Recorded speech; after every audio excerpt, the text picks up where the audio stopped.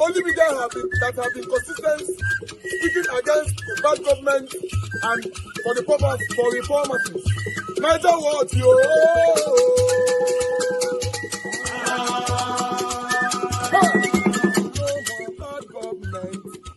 No more bad government. Niger what? No more bad government. Niger what? No more bad government. The only media that have been speaking. No more bad government. The voice of the voiceless. No more bad government. No more bad government.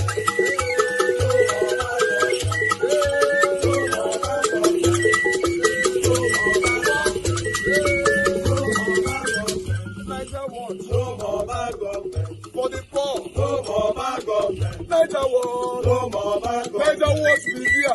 No more bad government. No more bad government. No more bad government. In Nigeria. No more bad government. No more bad government. No more bad government. The only media. No more bad government. The number one media in Nigeria. No more bad government. That have been speaking against government. No more bad government. Niger what? No more bad government.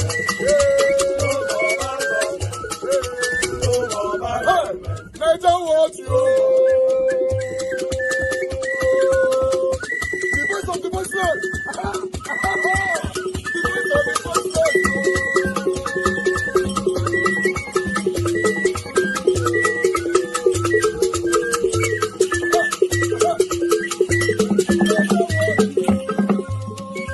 Voice for the voiceless. Voice for the voiceless. Niger what media. Voice for the voiceless. Niger watch media. The only media that have been speaking against bad government. Being consistency since 1944. Voice for the voiceless. Voice for the voiceless. Oh, we want to be this or want to be that. But as they're calling people bad name, we are not part of it. I don't subscribe to it, and I'm not part of it. The people I met there, from the party chairman, is my very dear elder brother. People like Atiku are my leader, my respected elder brother. Amechi is my brother, we're very close. And so is El-Rufai, name them, all of them that are there. We're the same thing. I'm Yeli Moke, yes, Donna Fatai. My principal, I love you and many Nigerians love you. But on this one, sir, I disagree with you. One thing I will appeal to you, sir, with due respect, Your Excellency, Mr. Peter Obi. Just try to ignore a lot of things. Stay mute. You must not respond to all issues. And one thing I want you to understand, which you know, that majority of obedience does not belong to any political party. Yes, ADC is your vehicle you're using, which millions of Nigerians will support you and will make sure you win your election. But allow Nigerians. Have you ever heard a Tinubu come out to defend his supporter or people who are abusing you? Just stay mute, leave it.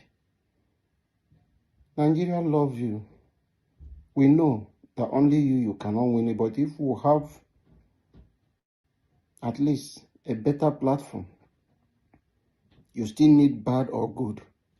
But that does not mean every Nigerian must keep quiet and see people who have destroyed their nation because they are your elder brother. But they are enemies to millions of Nigerians. They may be your brothers, but for many Nigerians, these people are people that have destroyed their future. So allow them to express their frustrations.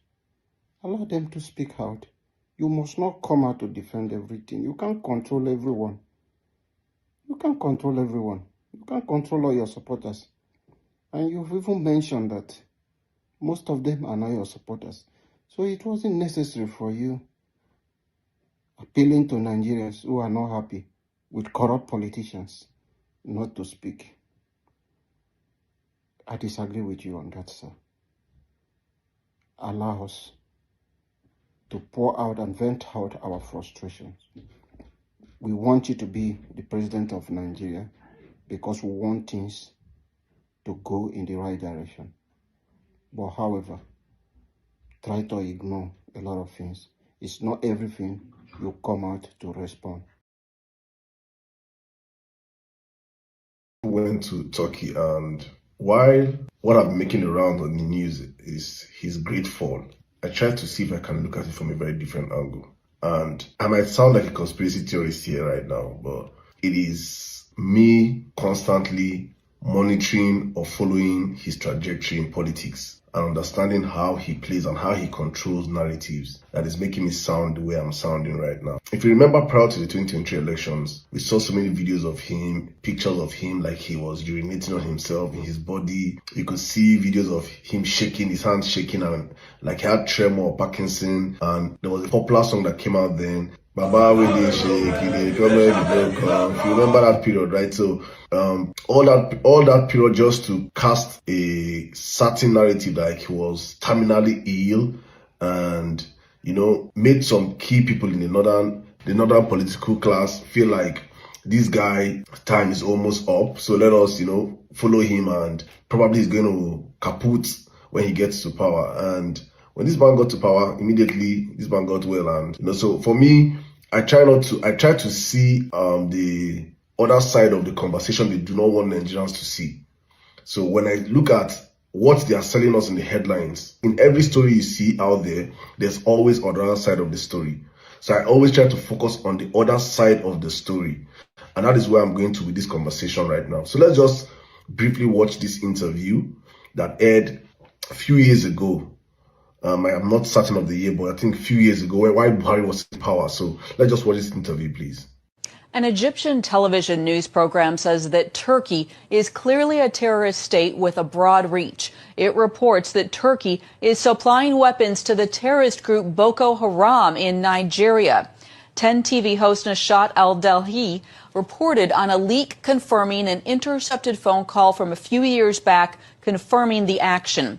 He reported in part, today's leak confirms without a doubt that Erdogan, his state, his government, and his party are transferring weapons from Turkey to, this is a shock, to where you may ask, to Nigeria. And to whom?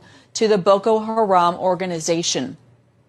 Well, Raymond Ibrahim, a journalism fellow at the David Horowitz Freedom Center and an expert on the Middle East and Islam, joins us now with more on this. Welcome, Raymond. Hello, Heather. Are you surprised by this report? What's your take on it?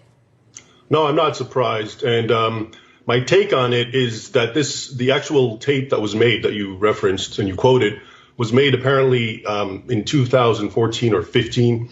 And it was reported widely in certain areas in the U.S. and in the West, not so much, and not much came out of it. And the reason, I think, is because Erdogan didn't have his fingers so much in Islamist politics outside of his own nation.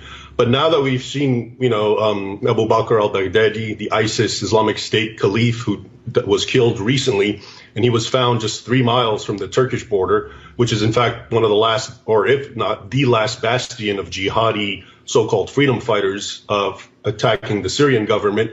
It's brought it up again, the fact that everyone is saying, well, look, he's supporting ISIS. So now we're remembering, and that was, I think, the point of the Egyptian show. We're bringing back to see that there's some continuity here. It's not just right next door to Syria, to Turkey, meaning Syria. He's involved with some of the absolute worst Islamic terror groups. Remember, Boko Haram, which its name loosely means Western education is forbidden, haram. Was basically doing what ISIS is notorious for years before ISIS. So the whole, head chopping, crucifying, massacres, enslaving women and children, burning people alive. Boko Haram was doing that.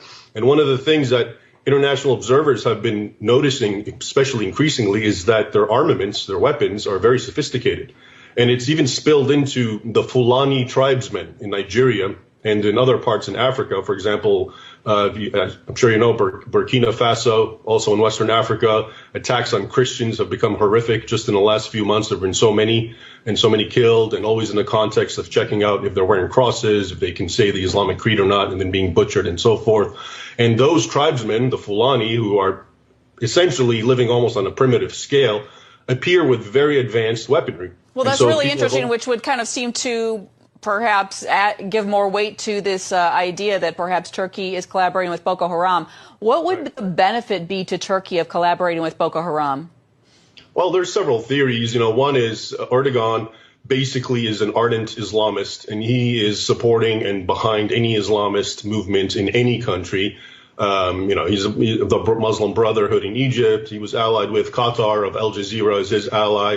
And so you can see him, he's trying to help develop these Islamist groups so they can overthrow more secular states. Though, in fact, in Nigeria, an aside that I think is important, the president himself, Muhammad Buhari, of Nigeria, who's Muslim, Nigeria is half Christian, half Muslim, has been accused himself of being behind the so-called genocide, which a lot of international groups have called what's happening to Christians in Nigeria, that he himself is complicit in this armament. So he could very well be an ally of Erdogan and so forth, and it's just some sort of Islamist overall coalition globally.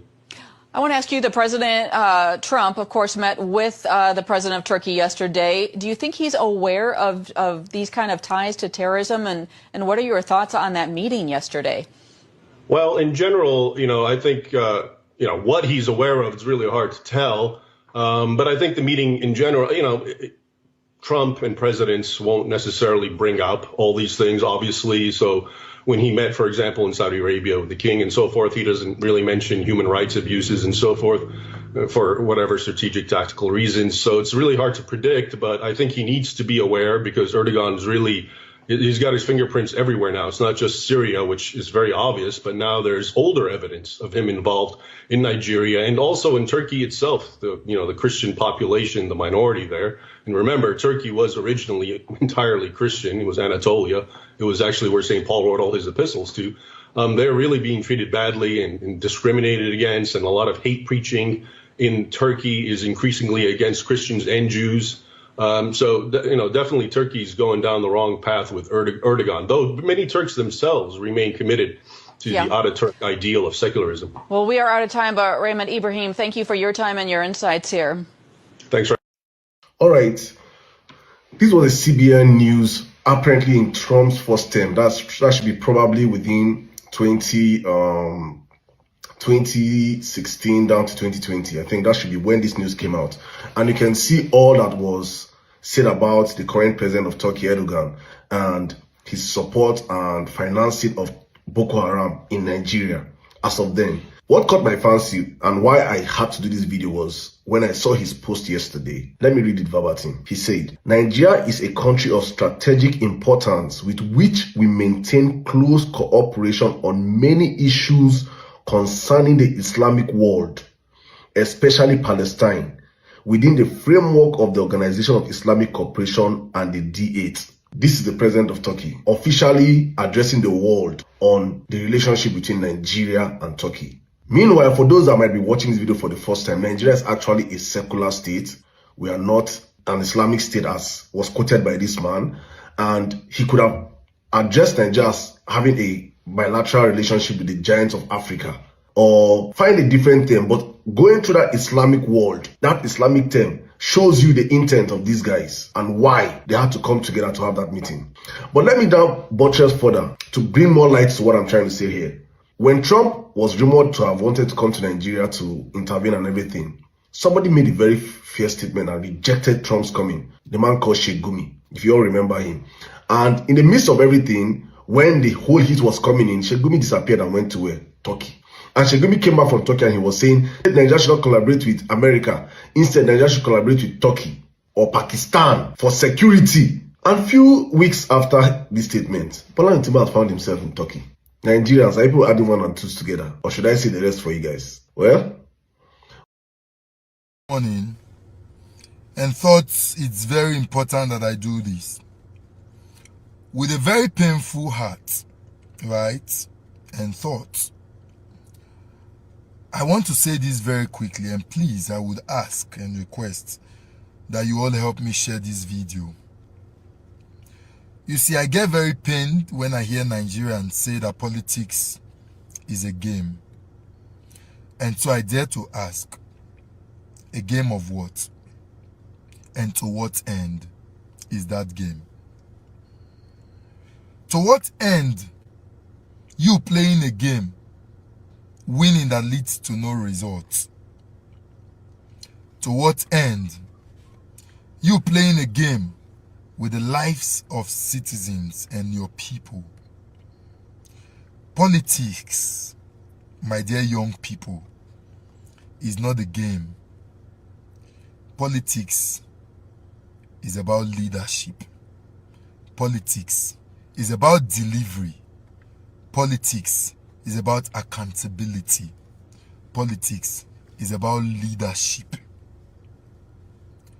It is painful because I do not know and understand where this ideology of politics being a game comes from. But however, I want you to sit and think and rethink. Of what end is it that a man wins the game of politics or politicking and then lost in deliverables? You don't win as president. What are you doing for your people? It is painful how Nigerians have been able to be brainwashed to not see beyond politicking. Because the idea is that after you win, being elected, you begin to deliver for your people. But yet, people do not see beyond winning. Oh, you don't win and that is all. What is next? People do not see beyond it. And that's where it is painful and disheartening. Please, Nigerians, we should not make our politics end at being it a game. No, it is not a game. It's about leadership. Fruitful leadership. That is what politics is about. And that is why we must think of electing people that will work. Not just electing people because of tribe or religion. We have all it takes to make Nigeria great. Yes, we can. It is so clear. Most of us never believe say they go fit do the kind of road where we can do for 2 years. It is possible to build all the roads in Nigeria in 4 years. It is possible. We have the manpower. We have the money. And so if they are not doing it, it's because they are not the right set of people. We have all it takes to make Nigerians do the right thing without using force on them. I will give you an example. For those of you in Abuja, you know and you can testify that in Abuja, people fear road safety and VIO past police and soldiers when they even carry gun. Why? When there are policies in place, Nigerians will key in. So the problem is about leadership. It's not about the game. It's about policy. Please, I beg you, Nigerians, let us not keep saying that politics is a game. No. Politics is about leadership. Politics is about accountability. Politics is about putting the people first before self. Politics is about being prudent and knowing what to spend and where to spend it. That's what politics is about. That's what politics is about. And so I beg Nigerians today, take that ideology off your head. Let's put leadership first before the game. The game should even come after the leaders have been elected. Then they will not sit down and say, okay, let's play the game. What should we do first? What should go first? It's just like you say you just carry Scrabble. Just can't drop. Nobody they play. No. There must be those set of persons first. The persons must be available before you now play the game. And if you don't get the right people to play the game, you will lose the game. So we must get the right people first to play the game, to determine what is more important to be done for citizens and for country. Please, Nigerians, do not bring the game first before the leaders. Do not bring the game first before those who are playing the game. It's an error. I beg you for a mind shift today, Nigerians. If it's good for all of us. The things we are running abroad for, we can do them in 4-8 years in Nigeria. I bet you, if it's the construction of road, we have the manpower, we have the people. They go do them in 4 years. I can tell you. If it's the light, we get the people, we get engineers, we get boys where they hire the torch for Nigeria. They will bring in new inventions. We will deliver it in 4 years. If it's for security, we get the right people. Do you know how many generals we have in this country? I was privileged to MC an event on Saturday here, where we have more than 28 generals sitting. And when they speak, you go see intelligent officers. I think what they just need is a level playing ground for them to deliver. People who genuinely love the country, you go to see them for them. They just need a level playing ground for them to deliver. And insecurity will be a thing of the past. We get the people. We just need the right set of leaders. Please, Nigerians, do not bring the game first before those who will play the game. We beg you. I beg you, Nigerians. Please, there should be a reorientation of our mind and our soul and the way we think in this country. No, we're not going to allow them lead us astray. I beg you. See politics as an institution of leadership, but not a game to be played before the leaders. It's a game to be played by the leaders. Imagine you carrying a set of people who know sabi play ball to go play ball. They go lose. And that's what we are seeing in Nigeria today. You must get the people with the appropriate skills and technique to play both the game and to lead the game itself.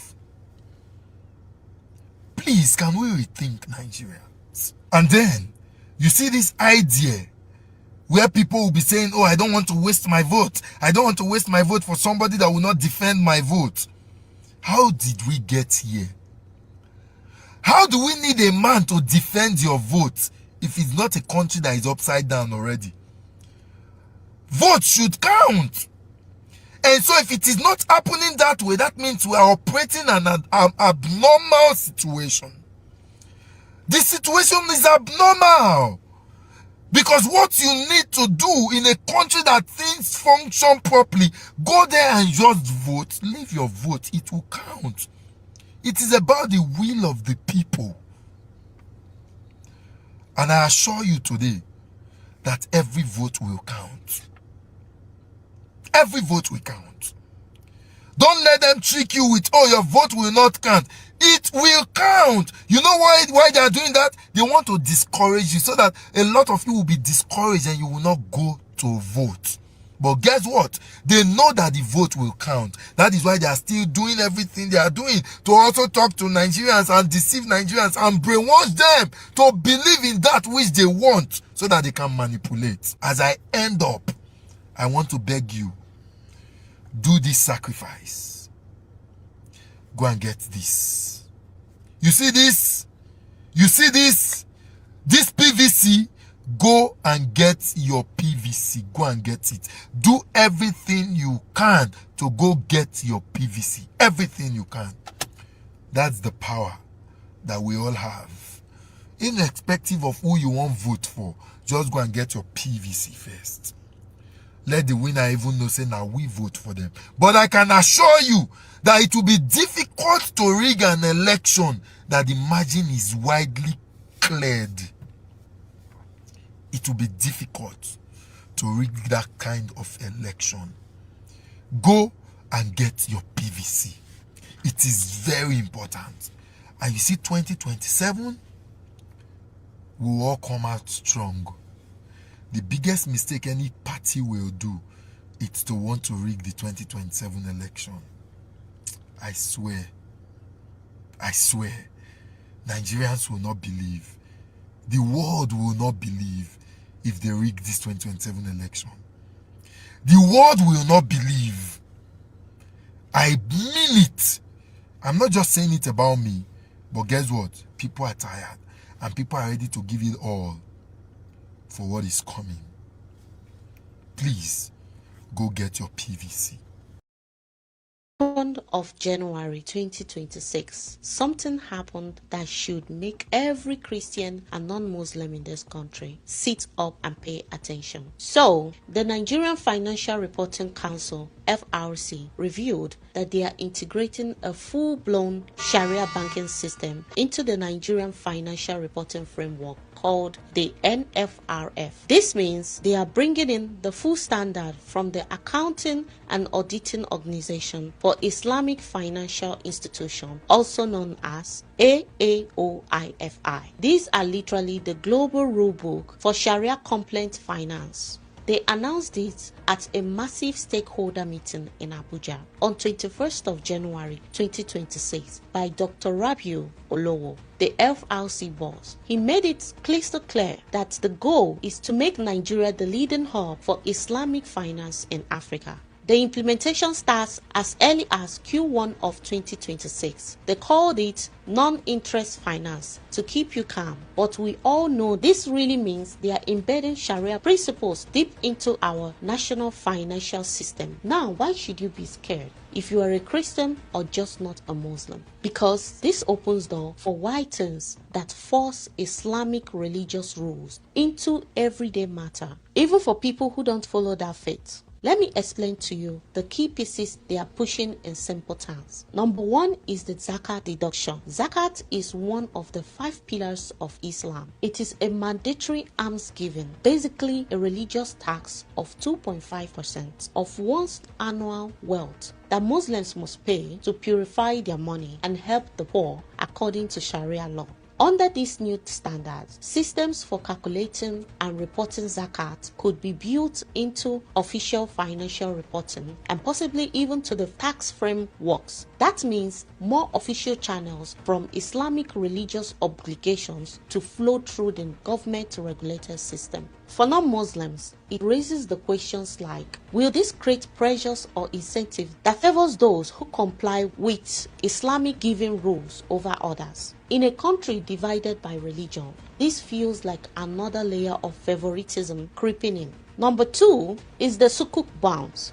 These are Islamic bonds that are basically government or corporate debt instruments to avoid interest, which Islam calls riba and forbids. Instead of paying interest, they give returns based on profit sharing from real assets. Sounds nice and ethical, right? But when the government starts issuing sukuk widely under these new rules, it means public funds and national debt could be structured strictly according to the Sharia principles. Non-Muslims end up indirectly participating in or funding the system in one's religious law. Why our taxes help to build this Islamic finance hub, and who benefits the most? They are usually the investors from Muslim majority Gulf countries who pour in billions. Number three is the murabaha. This is where the bank buys assets like car or house and sells it to you at a markup price. No interest, no fees markup. It is marketed as fair, but critics see it as a workaround that functions like a conventional loan.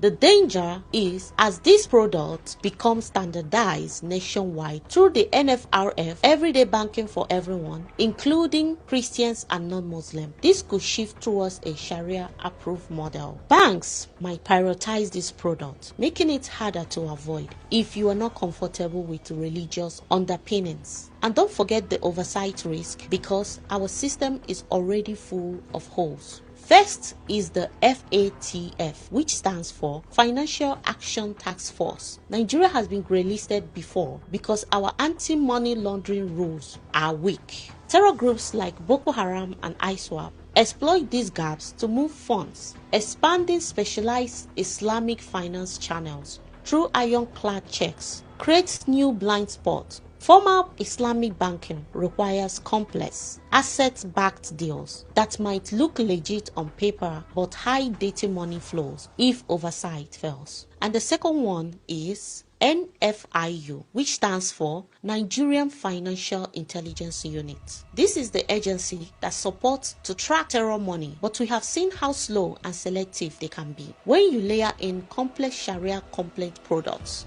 monitoring becomes nightmare unless they get massive upgrades, which hasn't happened yet. This is not just about ethical banking or attracting investment. In a country where Christians have faced mass killing, churches are getting burnt, and what international reports called genocide-level violence, of which our government has been accused of looking the other way. Pushing this Sharia finance standard nationwide feels like the next quiet step in a bigger agenda. The Constitution says no state religion, but actions like this makes it feel like that Constitution is being ignored.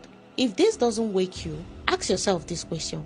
Why are they rushing to make Nigeria an Islamic finance hub while our people are dying in the name of religious conflict? Islamic finance hub.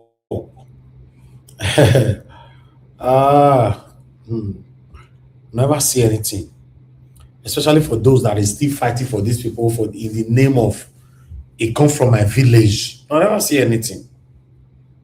You get where it go reach now. Those of us that live abroad will move back to where we came from. I never see anything. The question I want to ask today, I'm not going to give submission. For those of you that want to join us or call into the show, I want to ask this question. Nigeria is captured. You and I know that Nigeria is captured. Tinubu cannot uncapture Nigeria. Tinubu cannot release or free us. In fact, he's rubbing mind, rubbing shoulder, eating with them, dining with them, and affiliating with these people. My question goes like this. I'm asking you, will my principal, Peter Gregory Obi, be able to handle these people when he becomes the president of the Federal Republic of Nigeria? This is a big question. We shouldn't answer this question with emotions. We shouldn't answer this question with sentimentalism. We should answer this question realistically. For example, as you and I know, our principal have never go to the area of religionism and traditionalism. In fact, ethnicism, you know, they talk go that area like that at all. Will Peter Obi, for example, now question they ask, will Peter Obi, for example, be able to say this Sharia of 18 and all those bogbogbo, all are abolished and thrown away from our country, for example? Do you think Peter Obi can do that? It's a question. Or you think Peter Obi will just come in, give us some of the development we want and restructure, rearrange, re-strategize some areas that you and I want and leave the rest for anybody that can do it in the future? I just want to leave that question for you guys. Good morning, good afternoon, good evening to every one of you. Thanks for your time with us today. I appreciate you all. Happy weekend to you all. Today is Friday, 30th January 2026. Mother of Omo Midasura, thank you very much, Mommy. Thanks for all that you do. Thanks for always being here with us every day. Abu Azim, my brother, I appreciate you. Thank you very much for all that you do. God bless you. Thank you very much, Madam Eugenia, Madam Peggy Modi, Mr. Johnson Emmanuel, Divine Cross, Kingsley. I can see you all right there already. Gabriel, I can see you. Thank you very much, my people. Please press on the like, help us to share. I can see Prince Angela right there with us. Thank you very much. Thank you, my good people. And God bless you now. Wabo Felix, I can see you as well. Press on the like, help us to share. Timmy Dibe, and many others right there. If you can't press on the dollar sign, just like Kingsley have done already, you know, for the super chat. Thank you very much. I'm very, very grateful, Kingsley. Now God bless you. Guys, you can do the same by encouraging us. Remember, nobody's paying us to do this apart from you. If you continue to leave us like this to say, not consign me, just pray not to lose more of us from doing what we are doing today. That's why we find ourselves like here where we are. That's why you see some people always say politics is a game. Politics is a game. I've talked about it before for those of you that have been following us for a while. I've talked deeply over this politics is a game so many times. If politics is a game, what about the people that died in the process for you choosing the wrong person? Do you still call politics a game? That was the video that I played earlier on. But meanwhile, I'd like to start taking calls straight away so we can take it from here. Thank you very much, Mother Deborah. Thanks for calling in, man. Good evening to you. Please talk to us. Hello, good evening, Mr. Elvis. Thank you, man. Go ahead. Now, let me first of all start by answering your question. The last question you asked, if Peter Obi will be able to deal with the issue of Nigeria that's been captured by these Boko Haram and Islamic sympathizers. The truth of the matter is that I'm not going to say it's not a straightforward answer, but it's possible he can. If he see the kind of power the president of Nigeria has, he has a lot of power in his hands. And it depends on the people that he will appoint in different positions. Why I will say that he will be able to do it, if you look at when Jonathan was in power, to some extent, Jonathan did not give them opportunity to do what they want to do. Hence, you see the way they tried everything possible to make sure that they remove Jonathan from power. That is part of it. Because Jonathan did not give them the chance to bring in this Islamic extremism and Sharia for them to be able to push it on other people, like the way they did during Buhari time. So if Peter Obi become president, it will be difficult for them. And again, it depends on the kind of alliance that Peter Obi will be able to form. Let's say, for instance, if he has good alliance, and if we have somebody who is not a sympathizer, Islamic sympathizer in America, who, you know, for example, the reason why they were able to remove Jonathan was because Obama then was a bit sympathetic to the APC government. So that is the reason why you see that they were able to push Jonathan out. And I believe that this 2027, I don't think they will have that kind of alliance. The person in the White House is not somebody that is going to align with them. So it depends. You know, Peter Obi, if he wins, I believe so much that will cut down on this whole agenda. But as you can see, Mr. Tinubu is obviously trying to sympathize with the North. I can assure you that his visit to Turkey was more of giving the Islamic people in the North. He's trying to make them feel that, okay, I'm with you people. That is what I see there. He's just trying to get support from the North, from Sheikh Gumi and the rest of that. Oh, I'm on you people's side. So this is what Tinubu is doing. He's still trying to get the support of the Muslims in the North, so that, okay, they will feel that I'm with you people. I'm pursuing the Islamic agenda. But my own question to the people, especially my brothers and sisters in the West, because whether we like it or not, Tinubu is a Yoruba man. And most of the time, I see they always support, some of them, or not all. They are always a bit sympathetic to when it comes to this issue of these Islamic people capturing Nigeria. Some of them are a bit sympathetic to it. I understand that a lot of them, they have part of their family that are Muslim and part of their families that are Christian. But the question is that if they continue to be quiet or form alliance with these people who want Sharia and everything, by the time they will capture the entire country, everybody will suffer. Everybody will suffer, because now Tinubu is already is already caving to it. Tinubu is not interested in whether the Islamic people take over Nigeria, whether Sharia is not interested. So long as he win his election, so long as the North supports him, that's all he's interested about. So, in my own opinion, like you rightly said, that Nigeria is captured. But the most interesting thing is that the people who are there are not even paying attention to what is going on. They are still talking about tribe. They still put their tribe first. It's my village man, my tribe man has to be there. Even though the tribe man cannot save them, but they are still interested in that. So we are in a big trouble. Big you trouble. can see the video that you played.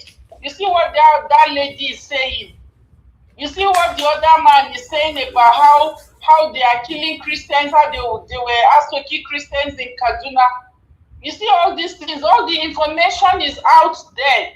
But for some reason, their ears are blocked. They are not listening. They are still sleeping until the day they will wake up and find themselves in Afghanistan. That is when they will all start complaining. But now we are all seeing the red flag. We are all seeing everything playing out in our very own eyes. But for some reason, some people are still there pursuing tribe, pursuing this. My tribe man, my religion man, somebody who is going to give them money, failing to realize that when the problem comes, everybody is going to be inside the hot pot of soup. Mm-hmm. By the time Sharia is imposed, they should go and look at countries that are ruled, that Islamic this thing have taken over. They should just go and have a look at those countries and see how people there are living. So the thing is that the more information is out there, people are not listening. Even now that Tinubu went to Turkey, how many people are you see the video? How many people are asking questions? What kind of alliance is Tinubu going to form? What kind of alliance is he looking for in Turkey? What kind of alliance will Turkey offer? When everybody knows that Erdogan in Turkey is somebody who is a Islamic sympathizer. So all these things that is going on, sadly, a lot of Nigerians are not even paying attention. They are acting as if they are blind or they are deaf or they don't care. Me, I don't even know which one. So at the end of the day, if we are not able to get it right this 2027, then it's gone. It's gone. It's obvious that Tinubu is just playing with the lives of people. He does not care. He's trying to sympathize, to sympathize with the North so that he can get support from them. He's trying to play politics to make them feel that he's pursuing the agenda of Sharia, imposing Sharia in Nigeria. Thank you. That's exactly what he went to do in Turkey. There's no any other thing that took him there. Just trying to sympathize with the Islamic people. Thank you. So that is all, Mr. Elvis. Thank you so much for your good work. I really do appreciate you. Let me just finish by thanking you for the decision you took about Mr. Tony Africa yesterday.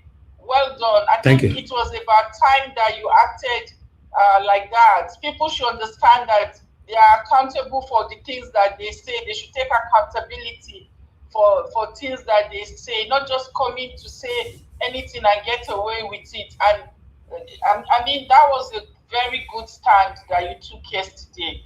Well done. Thank you, ma'am. Thank you so much, Mr. Elvis. Thank you very much, ma'am. Thanks for your voice. Yes, ma'am. Yes. Okay. Thank you very much, Mr. Simon. Please talk to us. I lost you there. I can't hear anything at all. Okay, I'd like to pick another call. Mr. Joseph Oji, please, I'd like you to talk to us.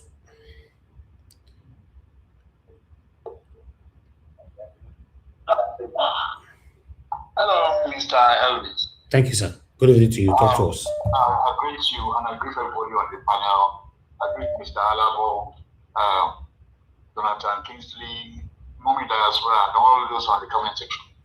Mr. Lewis, I don't know, tell me who have sold also. You have sold Nigeria. Telling you. They're in trouble. This type of, because the legitimacy is a problem. That's a problem. Legitimacy, that's a problem. All he's bent on just to have this remaining 4 years. That's all he's desperate to have.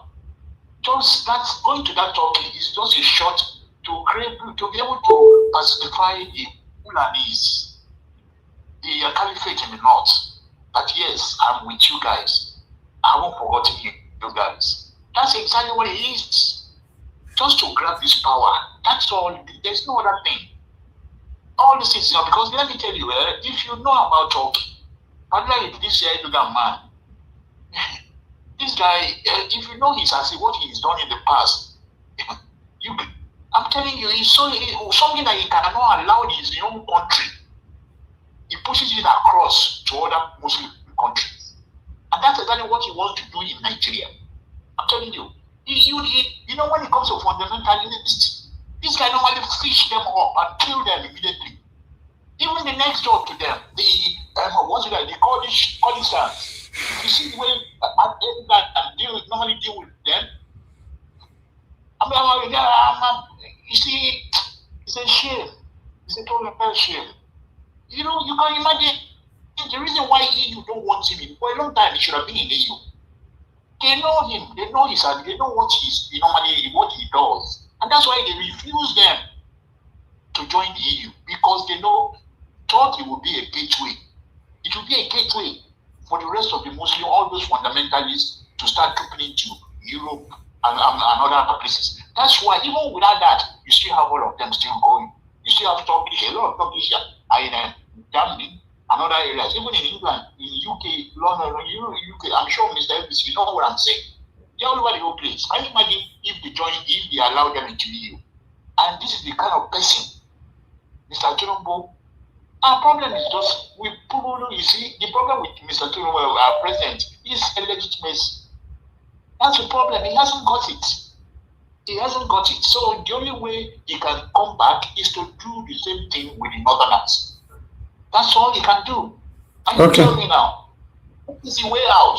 With all this that is going on now, isn't it time for this man and Mr. Alhaji Atiku to sit down and think this thing over? Or is either he himself is a Muslim, he's just burying that inner thing. Maybe he too is a Muslim fundamentalist. He doesn't want probably, a Southern Nigeria or even an Igbo man. He said these people pretend a lot. All these Muslims, I'm telling you, these Muslims, this entitlement thing, culture that we are the one, we should be the leader. That's exactly what is going on there. Okay, if you look at this man electoral value, Atiku, he hasn't got it, not anymore. I don't even think he has ever gotten it. Even during all those with our person, he hasn't got it at all. I'm telling you, he's been riding on the shoulder of PDP. PDP as a party. It's not as if he has any electoral. It's PDP that he was riding on. All those votes he got in the East years ago, they didn't vote for it. It's not because of Atiku. It's because of that party, PDP. You know, as if singularly as a whole, as a person, can you imagine that? He hasn't got no electoral value in the north. It's not a shame now. They will bring this Muslim nonsense into it, and that will sway them. The next week, they will now go back to the same, they go back to their vomit. All right. Vomit that you are complaining of. That's exactly what's going to happen in Thank you. That's Mr. Tinubu's last joker. That's his joker. Sunday now, somebody somewhere in Yoruba land will be telling me that it's a strategist. It's a strategist. Strategies of satanic strategies. That's exactly what it is. Satanic. Thank you. Let them go on and you go to have killed up. You kill up. Thank you, sir. Thank you. Thank you. Thank you. Thank you. Thank you, sir. Yes, sir. Thank you very much, sir. Yes, sir.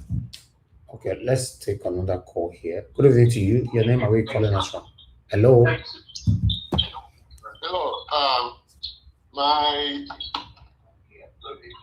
Can you turn off your system or I move on to the next person, sir? I'm trying to turn it off. Okay. Okay, I just did. Sorry. Thank you, sir. This is Sabon calling you again. I called you yesterday, remember? My greetings to Mami Diaspora. Thank you, sir. And I continue saying, my young one, that you're doing good. Continue doing good. You know, Tinubu have grabbed it, but he doesn't know what to do. He doesn't know what to do with it. That's the problem. Now, I don't know if you have seen that picture that was taken. I don't know when they took the picture with this Gumi guy with Tinubu's son, Sheyi Tinubu. So you can tell that there's something going on that we, the Nigerians, we are not aware of. So Tinubu is just there, but there are people that are running this government. And we know who they are. I don't know if you saw the interview on Arise this morning about the Fulani official. I don't know if he's a senator who was saying that that they have the majority in the north, so they cannot accept Christian presidency, but we have to accept Muslim ticket. That's what he said. So why should we? Why cannot it be balanced? Why can't we have Christian administration if that's the case? But they claim they are the majority, but they are not. He said that we have more Muslims in Nigeria than Christians. Nobody wants it to be a religious thing. Nobody wants it to be a religious thing. But at least they have to make it to balance up, to be balanced. Christian, Muslim, Christian, whichever way. But right now, it's still the turn of the South, even though it's not something that is embedded into the Constitution. But at least this is a gentleman's agreement that, you know, they should honor. We still have 4 years for the South to complete. So we need to complete it. It doesn't have to be Fulani all the time. It can be somebody else. It can be somebody from Edo State. It can be somebody from even Middle Belt. You know, it can be somebody from somewhere else. It can be Yoruba, Fulani. We have to make these things go around. That's the only thing that will make Nigeria to stand. So if you can't tell us that we have to accept something because you want us to accept it, you know, how far do we have to go with this? You know, Nigeria is not standing on a very strong ground right now, the way things are going. Look at what happened with our president in Turkey. It's very, very, very shameful and disgraceful. You know, when Trump called Nigeria disgraced country, we get mad. You know, we get angry. But he's saying the truth. Let's face it. He's saying the truth. Look at how our president is going around and disgracing us. Does anybody want that? You know, they don't have hospitals in Nigeria that a president can go to. They don't have doctors in Nigeria that can treat our president. They have to go outside Nigeria for every headache, every stomach ache. So how long are we going to deal with this thing? You know, Nigeria is running off every single young person that can help to build that country. Is looking for a way to get out of that country, you know, and do you blame them? The ones that are there now, what's the benefit? All right. Like I told you yesterday, I was doing the same thing that you're doing now. I've invested a lot in the entertainment business in Nigeria and other businesses. I'm one of the people that say that Nigeria dealt with me. But I'm not giving up. I love my country, you know. But the way they are doing it now is just so bad that, you know, eventually you say, to heck with it. You know, let's just forget this country, you know, and face where we live. I live in America, you know, I don't like anything here, just like you know. Thank you for what you're doing, going to Nigeria, spending time there, making big sacrifice because it's a very, very big risk. Thank you, sir. The insecurity is spreading everywhere. Even Lagos, it's not that safe anymore. Exactly. You know? So let's my young brother, my son, I can call you my son. You know, so please be careful there. Be very, very careful. Keep yourself safe, you know. Yes, sir. Don't expose yourself too much. I know what you're doing. I know the business you're in. The business you're in, a business that you are out there in the public and all that. Be sure you keep yourself safe. You know, please just watch and support. But like I told you yesterday, please give P2B a chance. You know, he's facing so much pressure. I wanted to see if I can talk to CM or Jonathan. Both of them are very, very qualified to be advisors to P2B. P2B needs some advisors. He's doing it alone. This guy here we have here on Niger Watch. I say we because I'm including myself. We have very, very intelligent young people that can advise P2B. They don't have to be there in person to advise him. P2B needs some advisors. Some things that he doesn't have to say. He's a very, very good man with very good heart. You know, like I told you yesterday, he was my governor. You know, and we love him. Up to today, tomorrow, P2B can walk around anywhere in Anambra State, anywhere, and the people will protect him. Thank you, sir. But our present governor can't even do that now. You know, Thank you. He can. That tells you, the contribution that he has made to the state. Thank you. Thank you for giving me the chance to speak again today. Thank you very much, sir. Yes, sir. Thank you, sir. And God bless. Thank you, sir. Yeah. Amen. Okay, I think I have only one more last caller. If not, I think I'm done. Okay, Simon, I'm returning your call quickly so you can speak. You've called so many times. Guys, help us to press on the like, help us to share, press on the dollar sign, support what we do here. Okay, Simon, talk to me, sir. Yes, sir. Thank you, sir. I would for the call, what would the call inside for? I would say politics in a game of numbers. See the top before says a game of numbers for the interest of the people they contest for the election. They're not they fight the politicians, they're not they fight themselves, but people will then the Nigerian people will just say they fight themselves. They are not fighting all night, they see body. Now just interest. That matters for your side. Once whenever they don't fail, don't lose, they'll come together. That will be the call article in senior brother or a leader. So now say just speak for that. So as for Tinubu, the Muslim people for the Nigeria for the other people, so they say they don't want the INEC chairman. They say make a change because the genocide talk for the man talk, make it change. But for that, for they know if we change the INEC because the INEC chairman wants to give Tinubu. You want to give Tinubu in 2027. Then maybe the Shetima, if we change the vice president to Christian, so that so the ring will clear away. What the baffle me is say now the old governor with the come out for their position, they go APC. I know the way they camp, they make person they surprise with the apple. So I never seen kind of thing before. 31 governors, they too much. I don't understand what the apple. I mean, that money Tinubu they give them for the camp. Now billions of naira between they give them every day the camp. 31 governor. So now between the people and APC on that deal. But only as somebody talk for your call and talk about the people. The people for the Nigeria now money they want collect that for voting, now they go for the price who go pay fast, who go pay well, who go pay very hard. Now they will collect money put. That's my talk about Ghana. I greet you, sir. Yes, sir. Thank you very much, sir. Thank you. Yes, sir. Okay.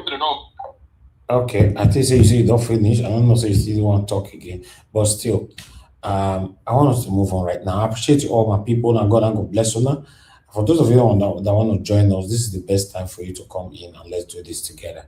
I have a name on the backstage since the Teju. I don't know how long you'll be following us, but the rules of the platform is that you need to turn on your camera. We need to see who is behind the camera. Then we'll bring you to the panel. If you can do that now, because my eyes is on the backstage so that I can do it. Because if I take my eye off there, I might not be able to see where you turn on that camera. You know, the Teju or Tiju, if you can hear me, sort that out, I'll bring you in. It's your first time here, you need to pass. In fact, it doesn't matter if it's your first time, everybody turn on their camera to come here. Thank you. But I would like us to move on. Thank you very much, my wonderful people, and God bless you now. Let me hear from our Dream Nation. They come to Mr. Jonathan, then Mother Patricia. Our Dream Nation, thank you very much, my brother. Please talk to us. You have 10 minutes. Yeah. Okay, that's okay.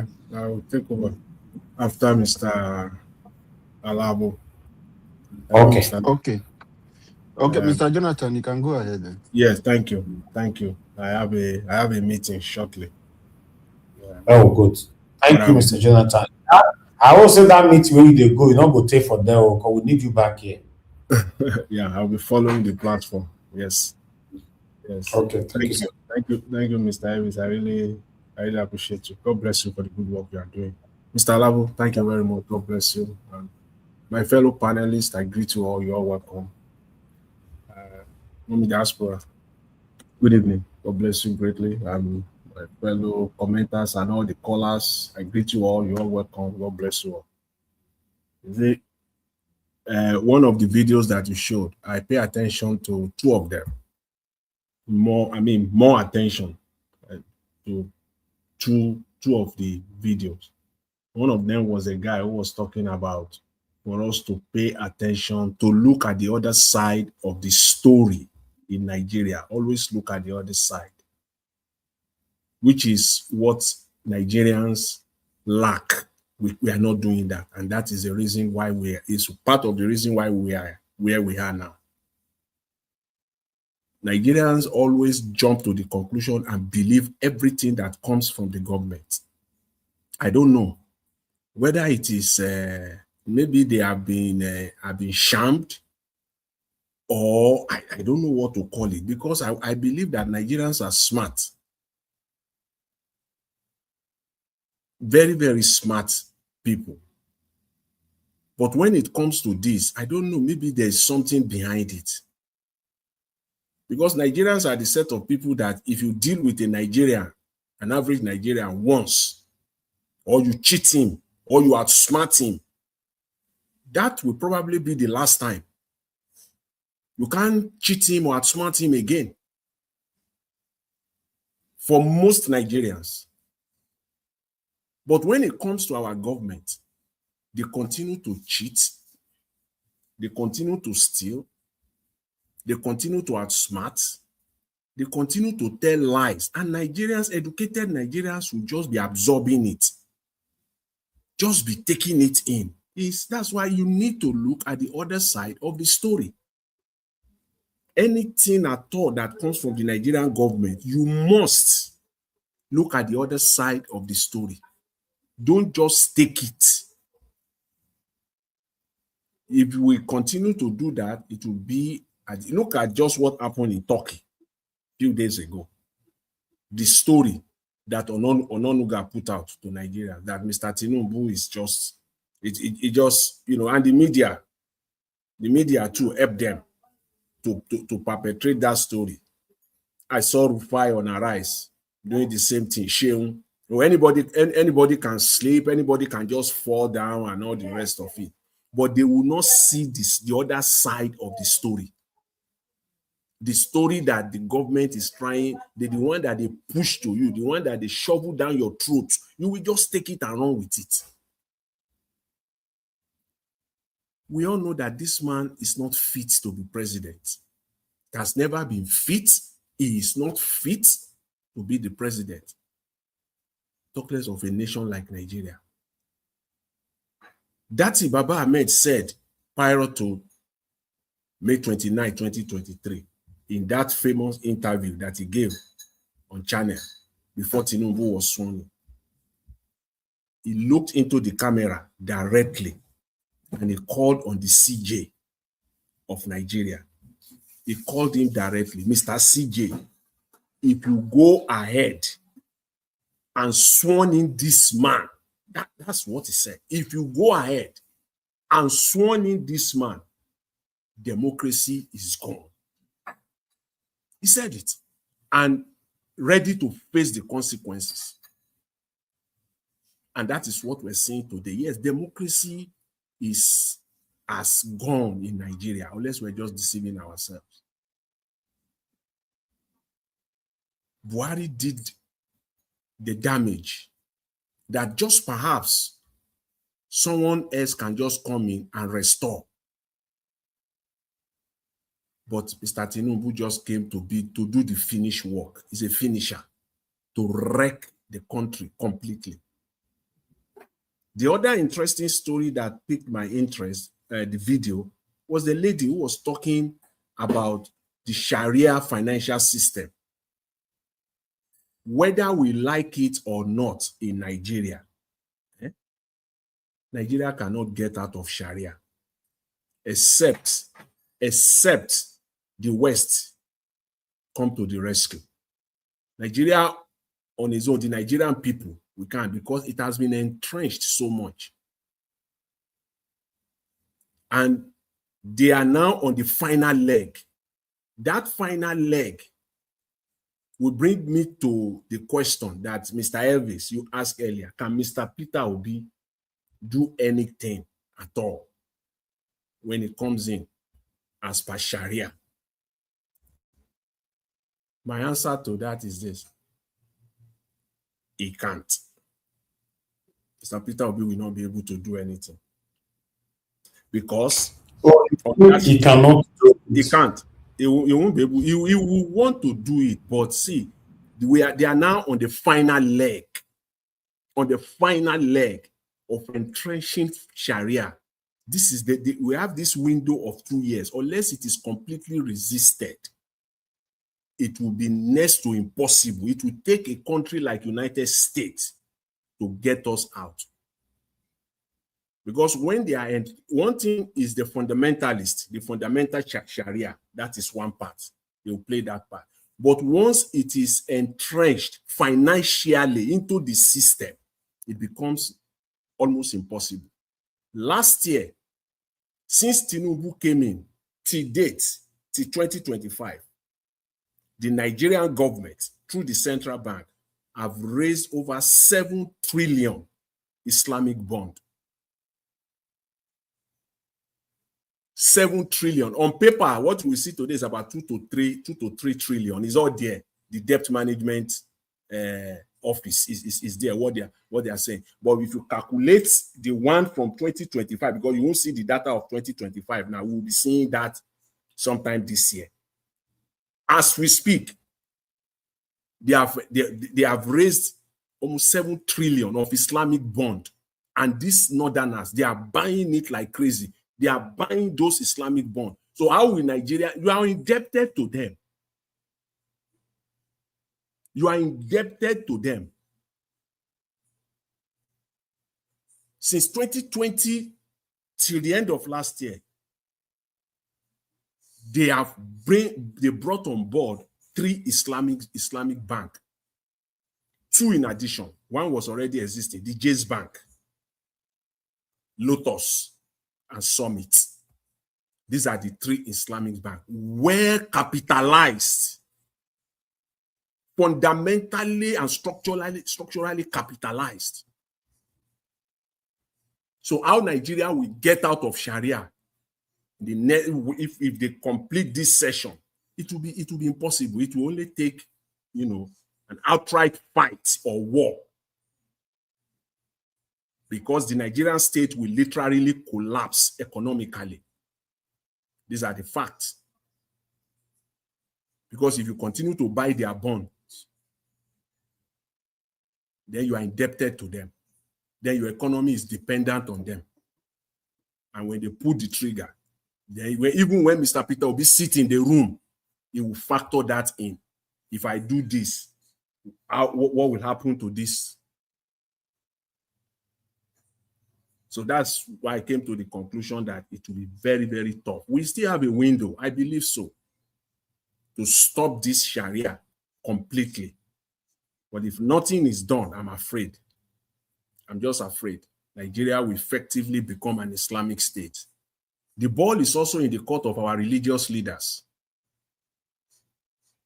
You speak, these people will continue to entrench Islamic policies in Nigeria. You don't speak, they will continue. So why not speak? Why not? What is it? You don't speak for your own selfish interest, individual selfish interest. Each of these religious leaders, each of them, we all know them. There's no need to mention name. Everybody seated there, everybody listening. We know them in Nigeria. If they ask us to do a short test now, take a piece of paper and a pen, write the top 5 religious leaders in Nigeria, all of us, I can guarantee that nearly all of us will match, will write the same thing. 5 of them, we know them. They refuse to speak. Whether you speak, all these things you are protecting, Sharia will take it away. You don't speak, Sharia, so you have to speak. Your job is well cut out for you. You have to speak. If not anything, defend your faith. Because this one that you are doing,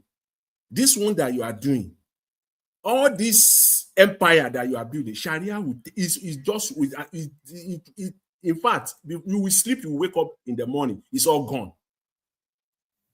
You can take that to the bank. So it's the only thing is to begin to speak now and speak out.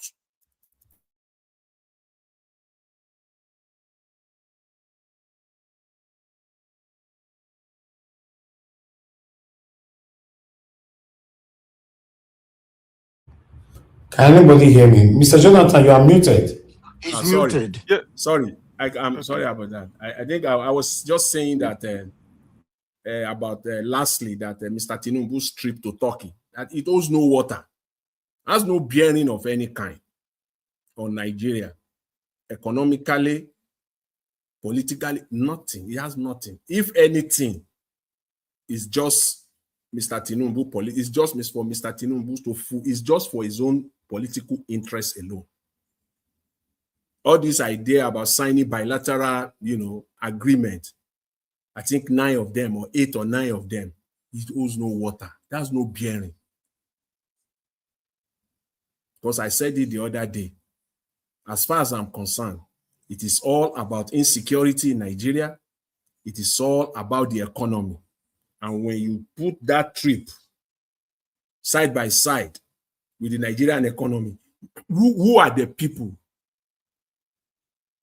that visited Turkey with Tinubu? Nigerians, topmost Nigerian entrepreneurs that were on that trip with Mr. Tinubu. As far as we know, none. There is none. So what is the bearing there for Nigeria? What is the economic good there for Nigeria? You just sign those pieces of document. They have now put them in a shelf somewhere, and that's their space. That's where they will belong. That's where they will stay. Nothing will happen. Because when a president goes out like that, if you want to test the meaning of that trip, when a president, you will see that this is a fantastic opportunity to help small businesses in Nigeria. This is my opportunity to bring Nigeria to the world stage.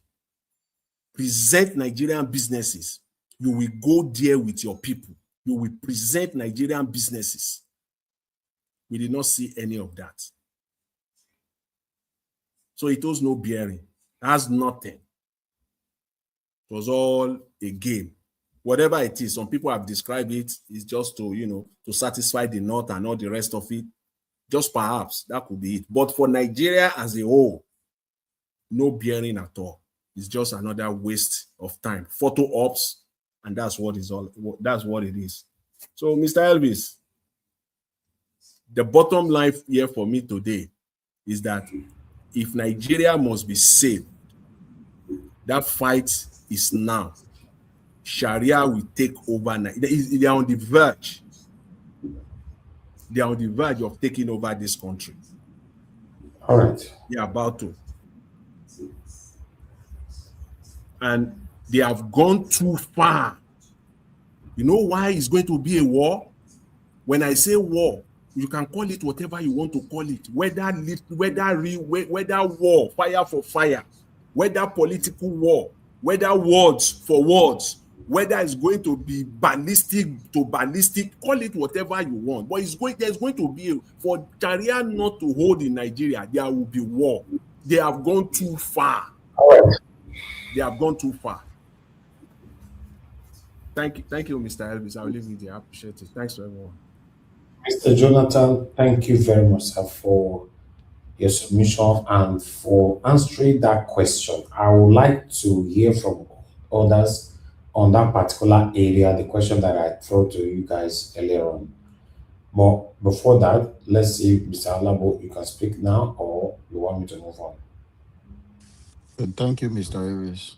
Good evening, sir. Oh, Mr. Alabo, please hold on. I don't know who's calling. Okay, Mother Deborah. Mother Deborah, you have only 1 minute. Go straight to the point. Yeah, I just want to ask a quick question to Mr. Jonathan. I've been listening to his conversation, and I like the way he emphasized on this Sharia taking over Nigeria.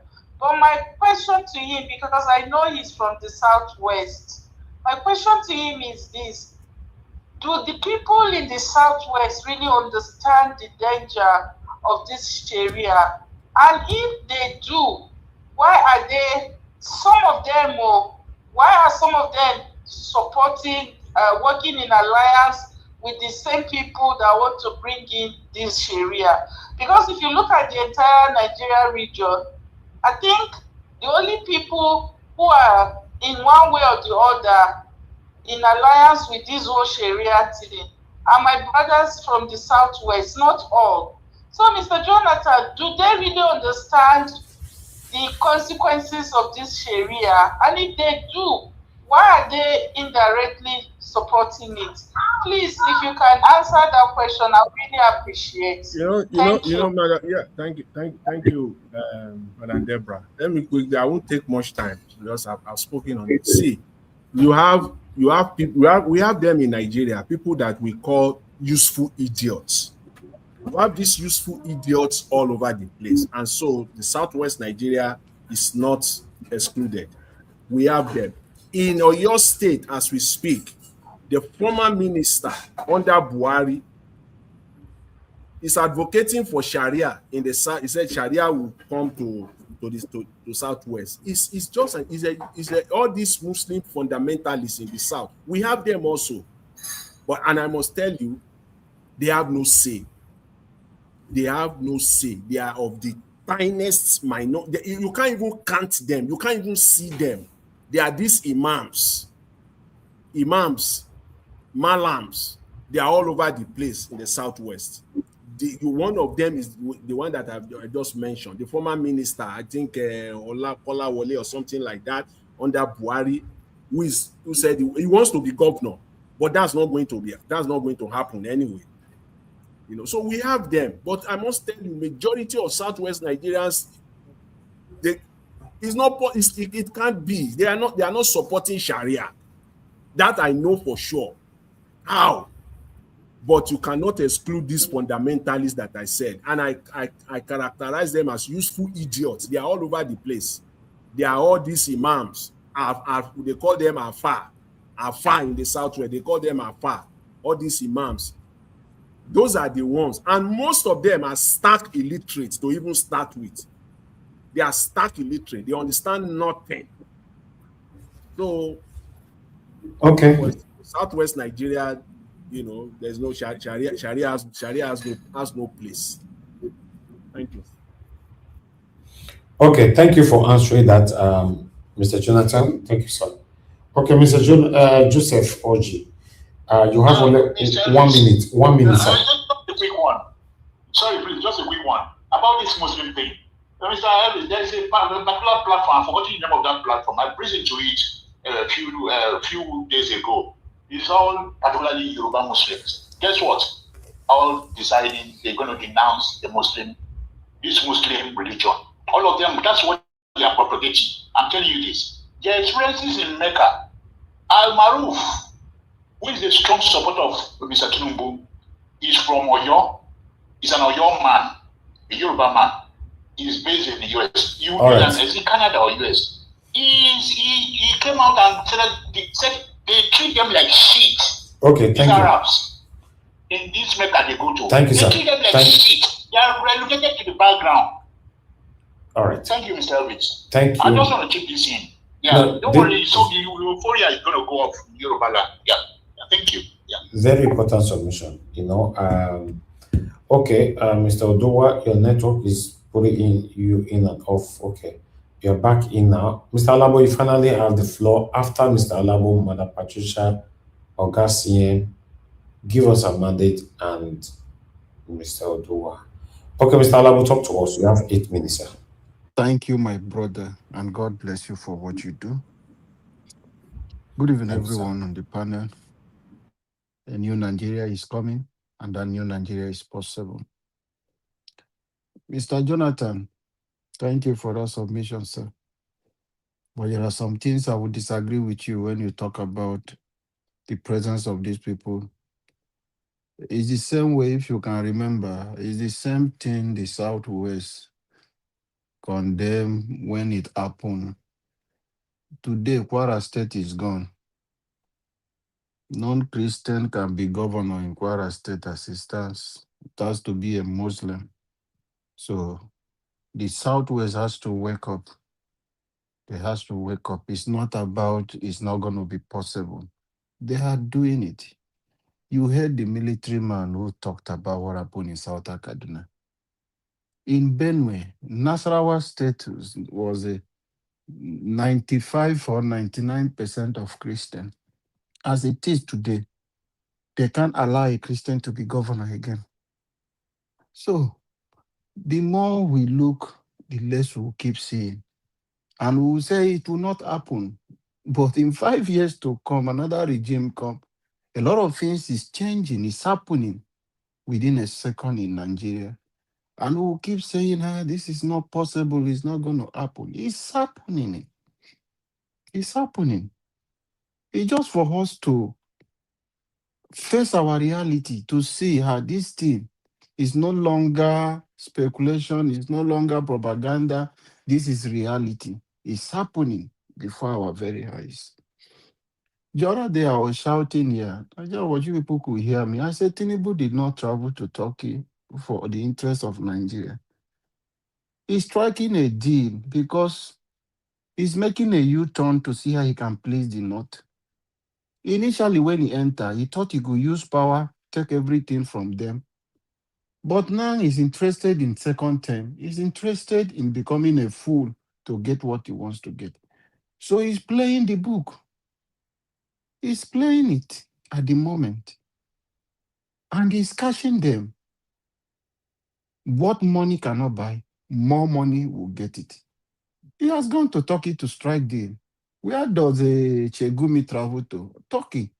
Most of them, where do they travel to? Turkey, because in the new phase of Islamization. So they finance a lot of things. They do a lot of dirty business from that place. The falling of Syria all started from Turkey. So a lot of things is happening. And these places were Christian-dominated places, but it's been Islamized today. Is it Sudan you want to talk about? Where we are these people? And for those of them who are those Southwest professor, who are Islamic professor and all this, who are pushing and supporting this evil, when they travel to Mecca, they don't even allow them come close. They stay back. Whether being you Buhari, you can't go. Being you Tinubu as the president of Nigeria, you can't stay front.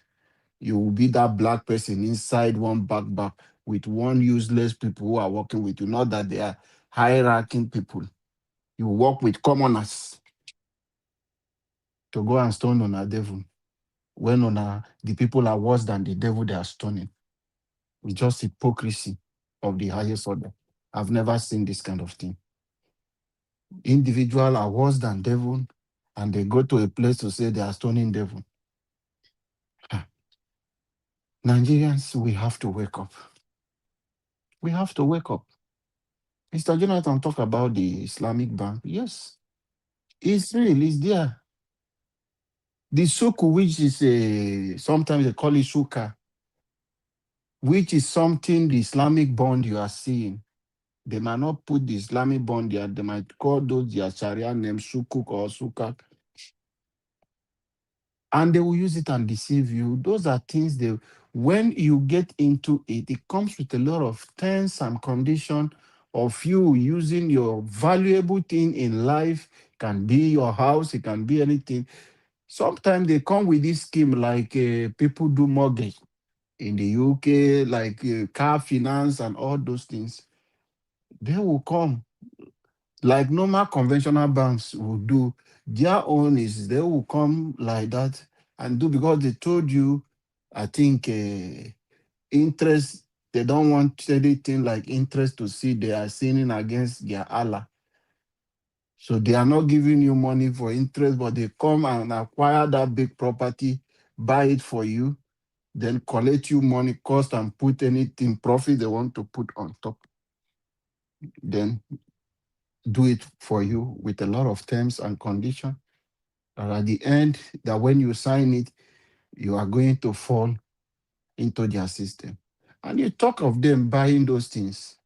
Yes, it's there in Nigeria and the people are already everywhere. It's not them buying the bond. They already have it. We are already slaves to them. What do we have in Nigeria today? It's okay. Is it Owando? You will say, okay, it belongs to Tinubu or Tinubu brother, as they said, alleged. Okay. So what else do you have? The whole of majority, 80% of the oil wells belongs to them. So what else are you talking about? Their gold, they are telling you there is nobody in the south who can go there and get any mining license to say you want to go. They control it themselves. So what are we talking about? And when you talk about it, I listened to Farouk, an APC chieftain today, telling Nigerians that Tinubu cannot remove a Muslim, that anything that will make him remove Muslim ticket, that the Muslim in the north are majority in the country. When they ask him, so if you bring in a South or a Christian, this thing, he say it will not fly because what? They are the majority. Who told them they are the majority? Those are the things. Go to the Middle Belt. Go to Jos Plateau. All those places are part of North. They have, see, Niger State are more of Christian also. Is it Southern Kaduna in the West? So what are you going to tell me? They have Christian. Is it Kogi? Is it all about Muslim? They have Christian dominated. But these people come with this claim because they can just open border and bring in people from Niger, people from Mali, and do a lot of nonsense, claim they have the majority in the country. Who told you? So why haven't you allowed Nigeria to run a census? Let us conduct census and know who are the majority, who are the minority. And stop these nonsense things they are pushing. They will come on TV and be telling you this. The minister came out and be talking down. Say Peter Obi cannot get in the corner. I have replied to her, told her he should wait the same way they criticized in the 2023 election. But at the end, what happened? The places they think he couldn't do anything, it took over the whole of Middle Belt. Nigerians, I want us to unite. Our common enemies, they are there before us. We have to unite to stop these pretenders in order for us to take back our country. Thank you, Mr. Najawash. Mr. Alabo, thank you very much. Thanks for your submission. Guys, press on the like, help us to share. Let's hear from Oga CM. Oga CM, thank you, sir, for coming in. Your consistency now is, I don't know, is now unmatched with so many of us here. Thank God, say that America where you go that time now, say God don't bring you back. I chop their watermelon, no be small. Watermelon cheap that side. Okay. Thank you, sir. Anyway, thank you, Niger Watch. Good evening, everybody. All my fellow panelists, those on the chat, and those listening wherever you may be. Welcome to this evening, this night show. It's in Nigeria. Sometimes, after you've shown all these videos, even if you give us one hour each person to the analyze and they talk, if you no reach, but then the only thing is that they're all topical and they are what is happening. What that is also part of the perspective, people that like all those short videos you showing, people talking what they know about. You see, let me start with this Tinubu's trip to Turkey. I don't need to say much about it. It's like we've all known. It's just that he was pushed on the recommendation of Gumi. So if you don't have the inkling that the terrorists are in control, or they are seeming to be in control, this is what is it called? This is something like a window into what is happening. But then, what options do we have? If you ask me, as Nigerians, we don't really have options. We don't. But they say, God help those who help themselves. At the same time, God help those who cannot help themselves too. Yes. The way it is, I think Nigeria is a country that where we can't help ourselves in terms of providing a bulwark against this Islamization. Is Sharia. That's what they want to bring. Before I get to the other one, somebody told me, he said their game plan, well, everything is a game. Or if I say one, I will scare people. Just the game plan is make sure that northeast, northwest, which they've gotten, and north central by displacing the Christians and putting them in permanent, or their wish is to put the Christians in the middle belt permanently in IDP camp so that they will take it. But that is not completed yet. All these economic measures, bringing in these banks. In fact, there are a lot of conflicting. Bringing in these banks, mining gold in Zamfara, selling it and keeping the money, because it's not being so. We don't see the money as part of national oil, national cake. So keeping the money is to build up. Maybe like somebody said, the banks are fully capitalized. In fact, some of them might maybe be having assets bigger than Zenith Bank, our own. They are so that the money will be there. And then the type of way they want to use it is maybe as they are giving you loan, the loan might just be, I think they say normally Islamic bank, they charge interest or they charge all those. So it's like a skook bank or skook loan, they call it, Jais Bank and all those ones. So when you are taking this, like the Indibo will say, in other words, when you eat the scrotum of an elephant, you have a debt to pay to elephantiasis. Don't ask me how that one come out, but that is what it means. So when this is the game plan. Now, part of this thing is that in terms of territory, they feel that they've getting the north. Or more or less why they're insisting on Sharia. The fear is that if you don't want it, the people may say you to come down, go down south, where Christianity, this, so that the north will not be their play field, like it has always been. And take note of the fact that there are at least 6 terror groups that have taken address in Nigeria. ISIS, Islamic State of Iran and Syria. ISWAP, Islamic State of West African Province. Boko Haram, that is the landlord before that one started coming. Then you have El Shabaab, the one that operates from Somalia. That's why Israel went and carved out a place called Somaliland to be able to deal with those people. They are in Nigeria. And they are also an offshoot of Hamas. Remember, they've accused Turkey of bringing insurgency into Nigeria and then shipping arms. Then you have Miyeti Yala. You have Achad, AD. Then you have Lakurawa. These are facts.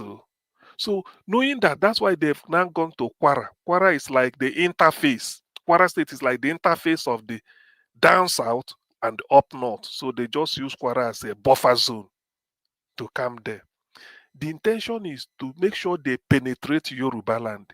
Though some Yorubas are Muslim, I agree, but whether it's 50-50, I don't know. So they will penetrate Yoruba land on this instance of Islamic religion. Sometimes I used to hear that they want to introduce Sharia law in Ekiti. People say no, they say you can only apply for this. They think I had a debate sometime. But the this thing about it is that you can't compare Yoruba Muslim and the typical far north of Hausa Fulani Muslim, because the Yoruba Muslim, no matter what, will enjoy free education and be educated. We know it. So they can't compromise there because of Islam. They don't need educated. So the tension will be to get down there, gain ground. Remember, a lorry is also a Fulani playfield. So when they get down there, gain ground. And again, one important factor, they know they change the man. The secretary or something like a Supreme Council of Islamic Affairs, somebody, Adegbite, I don't forgotten the man, they normally tie this, their something. He's a Yoruba man. I forgot. For a long time, I need to occupy that post. Then they do election. So they use him as a Sultan is the head. They use him as a penetrating this thing. Now, there was a time they had something like a disagreement. A disagreement in the sense that some Yoruba Muslims felt that, I read about it, they were challenging the Sultan and said, after all, there's nothing that says in the Quran that the Sultan is the head of the Islamic religion in Nigeria. Now they just stay there by your power. That why can't they? Are they not Muslims? So, their game plan is to come down there. The moment they are well established in the Yoruba land, they know that the bottleneck, the people when go green at the southeast, then go begin shell the southeast until they they succumb. These are the danger. Then southeast, south, then keep going because the Islamic population, Muslim population in south is scanty, in southeast almost scanty, if at all it is. So this is the game plan. But what options do we have? When I say God help those who cannot even help themselves, like in Nigeria now, the saving grace is, I don't know for whatever reason, whether it's divine intervention, America and Israel now they have taken interest in Nigeria. And there's nothing in fact, Israel exists to fight terrorism anywhere. Mossad, Israeli secret agents are in Nigeria. I can say that. Look at nobody, unless the person just want to. They are. So whatever it is, it's like they are the people conducting, and they've discovered that what makes Nigeria thick in terms of oil and gas is not even in the area that Muslim Islamist sort of has a numerical strength much, but in the area that Christians are. I mean, south, if you count southeast and south. So there may be Muslims, but they are scanty, and that is where the resources is, and then they are not benefiting. So that is the saving grace. That's why when they are planning all this, the essence of Tinubu to me, Tinubu is becoming a lame duck president. If he's not yet, he's pure lame duck. I don't know whether the deal is that, but why he wants to continue beyond 2027 is what I can't explain. It's not for me to explain. Given his health condition and his incompetence, let's put it that way. Even if everything, look at our economy, let's judge. So he hasn't. So even those that voted for him, whether Christians or Muslims, they will from the Dr. south, CM, they will be doubting his. Yes, please. Dr. CM, those are the people they Yes. need to carry out those dirty jobs now. They need people like But him. you see, so that's why I'm saying, thank God this thing came in. Thank God America and Israel are now taking interest because they are not there. They are there for the long haul, and they know. And also, somebody said, which I know because I'm trying to analyze most of this news. So some of these things, there is no, let me say, what is it called? One side fits all, one key you will take and know. It's a web of complicity that is going on in Nigeria. from so many angles. America want to deal with China to cut them to size because they are the greatest rival now to US in terms of economy, but not military per se. How do you do it? You cut off their oxygen. Part of the illegal mining going on in the north is being sponsored by the Chinese. So that if there's insecurity, people will just be going, they will be doing what they are doing and then buying. And China buys it. Even the oil is stolen. So America noticed this and they now want to come in the fight of fighting insecurity to get rid of it. And then, that's what happened also in Venezuela because China buys almost 90% of Venezuelan oil. And so it's like the world looks to China now for production. It's the industrial capital of the world now. Industries in China, not really owned by Chinese. So there are a lot of weapons. But where Nigeria is being caught into this is that the Nigerian case is the fact that they want to use this Sharia as a small screen to make sure that the Nigeria, like somebody said before, and it is true, we should to be emphasizing this. Countries like Turkey and Lebanon, they were formerly Christian countries. Turkey, you are seeing today that we are talking Muslim. They were formerly, just like imagine Anambra is a Christian state. You will now say in the next story, it said, Anambra used to be a Christian state, or Akwa Ibom. You now hear that Akwa Ibom is a Muslim state. You will be shocked. So this is the pattern they are using. So where the option we only have, or this thing is that, thank God for a force like America. I always say America is a force for good. I'm happy that at least they've now taken interest. What if they are not interested? Can you imagine after bombing Sokoto, yet they still have the courage to continue what they are doing, the audacity to even in the face of what some people should have said no, because they felt that they also have their own war chest. But how it will pan out, this is a developing engagement. So as it comes, we look at it. But what I know is that Nigeria is entangled in a very big web. Now, which brings me to your question, because somebody sometimes make it, can P2B handle this? To be honest with you, I don't think he can. Unless maybe from day one, he makes it like he signs a defense pact with a country like Israel that don't want to hear anything terrorism and the US. Unless that, although people may cajole him that I want to sell out. No. You have to defend. Assuming he is there, and that is the only option. You make it open that Nigeria will sign a military defense pact with Israel. So that the issue of terrorism is finished. Because the world greatest exporter of terror is Iran, and Iran has been, it's like they are being dismantled. Remember, America is just moving in and they are telling them to come and sign, or else they will become history. Syria has been decimated. So that is the only option. But if he just that let him sit down and exercise his right as a president and they start, no, he cannot. They can, because they've so penetrated. Nigeria has been this thing, they've gone so underground. Buhari did a lot of underground work for them. Buhari did a lot of underground work for this Sharia something. That's why he built a rail to Niger Republic, such that wherever they come, they go through Niger, and then the rail will bring them in. But as God will have it, this man emerged on the scene, Traore, and they see what they are seeing. Russia used them to cut off that area from French influence. So there's quite a lot that is, that is entangled in the web. So that is my idea about P2B. No. I don't have to exaggerate anything, or maybe not look at hard facts. He can't, not because he may not wish to, or he may not. But the thing is that by the time you want to handle it that way, I mean, it a lot of complicity. Unless you use this formula, you come in, you say, look, terrorism has been draining our economy. We really have to open up to the world, like Obasanjo just said. We can't be buying ourselves. I mean, people cannot be being buyed in silence. You bring Israel, sign a contract, sign with America, then they will know that yes, even if anything, with their intelligence will be helping us to smoke them out.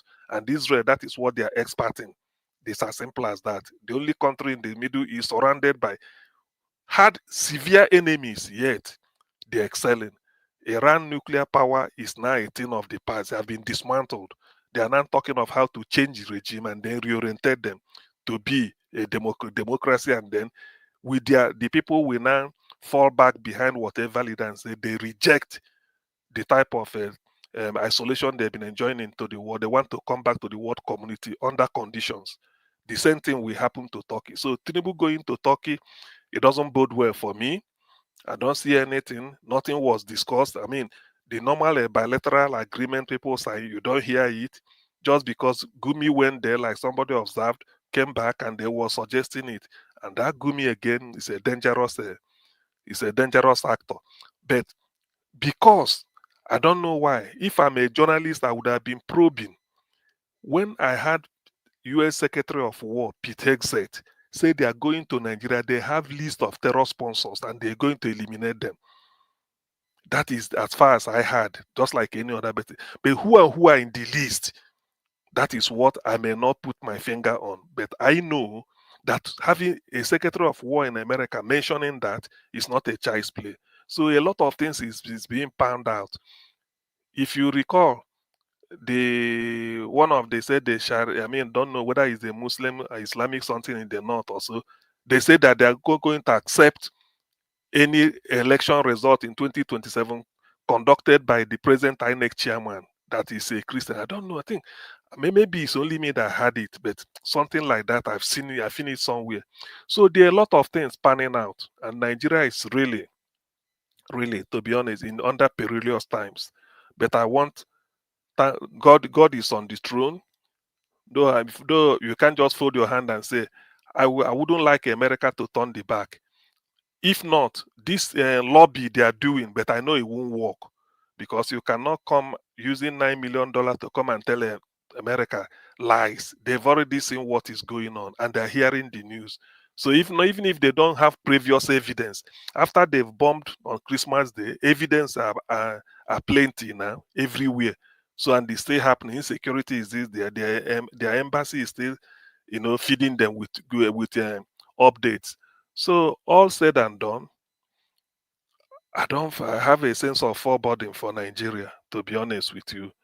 This is not about politics. I have a sense of foreboding that something is very, very gloomy.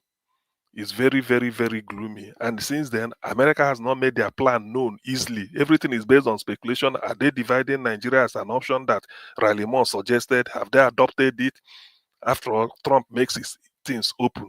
We've not. It's based on speculation. Are we going to keep quiet like this? Nothing. Tinubu, now, he was in Turkey collapsing. National grid in Nigeria collapsed. So who effectively is in charge of Nigeria? It's impossible to tell. So a number two man that is there is more like a Boko Haram satellite, an insider into the government. He can't change. So all these things just complicate a lot of things, and then corruption is going on. People are stealing money without blinking an eyelid, and nothing is nothing is working. So the thing is really, really, really, really, in fact, it's messy, serious, but severe too. So it's very messy. That is the way I adjust my own. I'm putting everything together. I wasn't just particular, but all these things are really. It does not bode well for Nigeria. Let me just stop there for now. Maybe next time I talk about what is happening in Anambra State. A show of shame anyway. Thank you. Alabo, are you there? Thank you, Dr. Siam. Thank you for that wonderful submission, Okay. Dr. Siam. I think is it okay? Give us a mandate. After give us a mandate, it becomes Odua. Give us a mandate. Are you here? Madam Patricia left. Okay, give us a mandate. Are you there? Okay, yeah, we reduce. Okay, Mr. Give us a no, give us a mandate. What time is it Mr. in Odua, Texas, can you speak man? to us? No, okay, sometime in the office, in the busy. Thank you. Go ahead, Good Mr. evening, Dr. Sim, Prince Alabo. Good evening, Mr. Mandate. Good evening, Mr. Najawash. Thank you all, and happy Saturday. A weekend to all.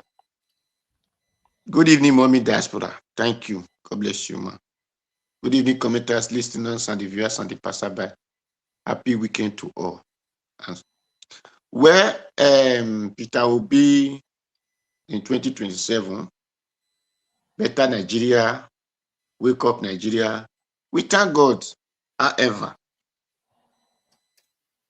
when I hear that these people are destroying these Nigerians, please, both the people that are asking for Sharia law, both the people they are driving to a primary school called IDP camp, or those who are driving them, they are all Nigerians.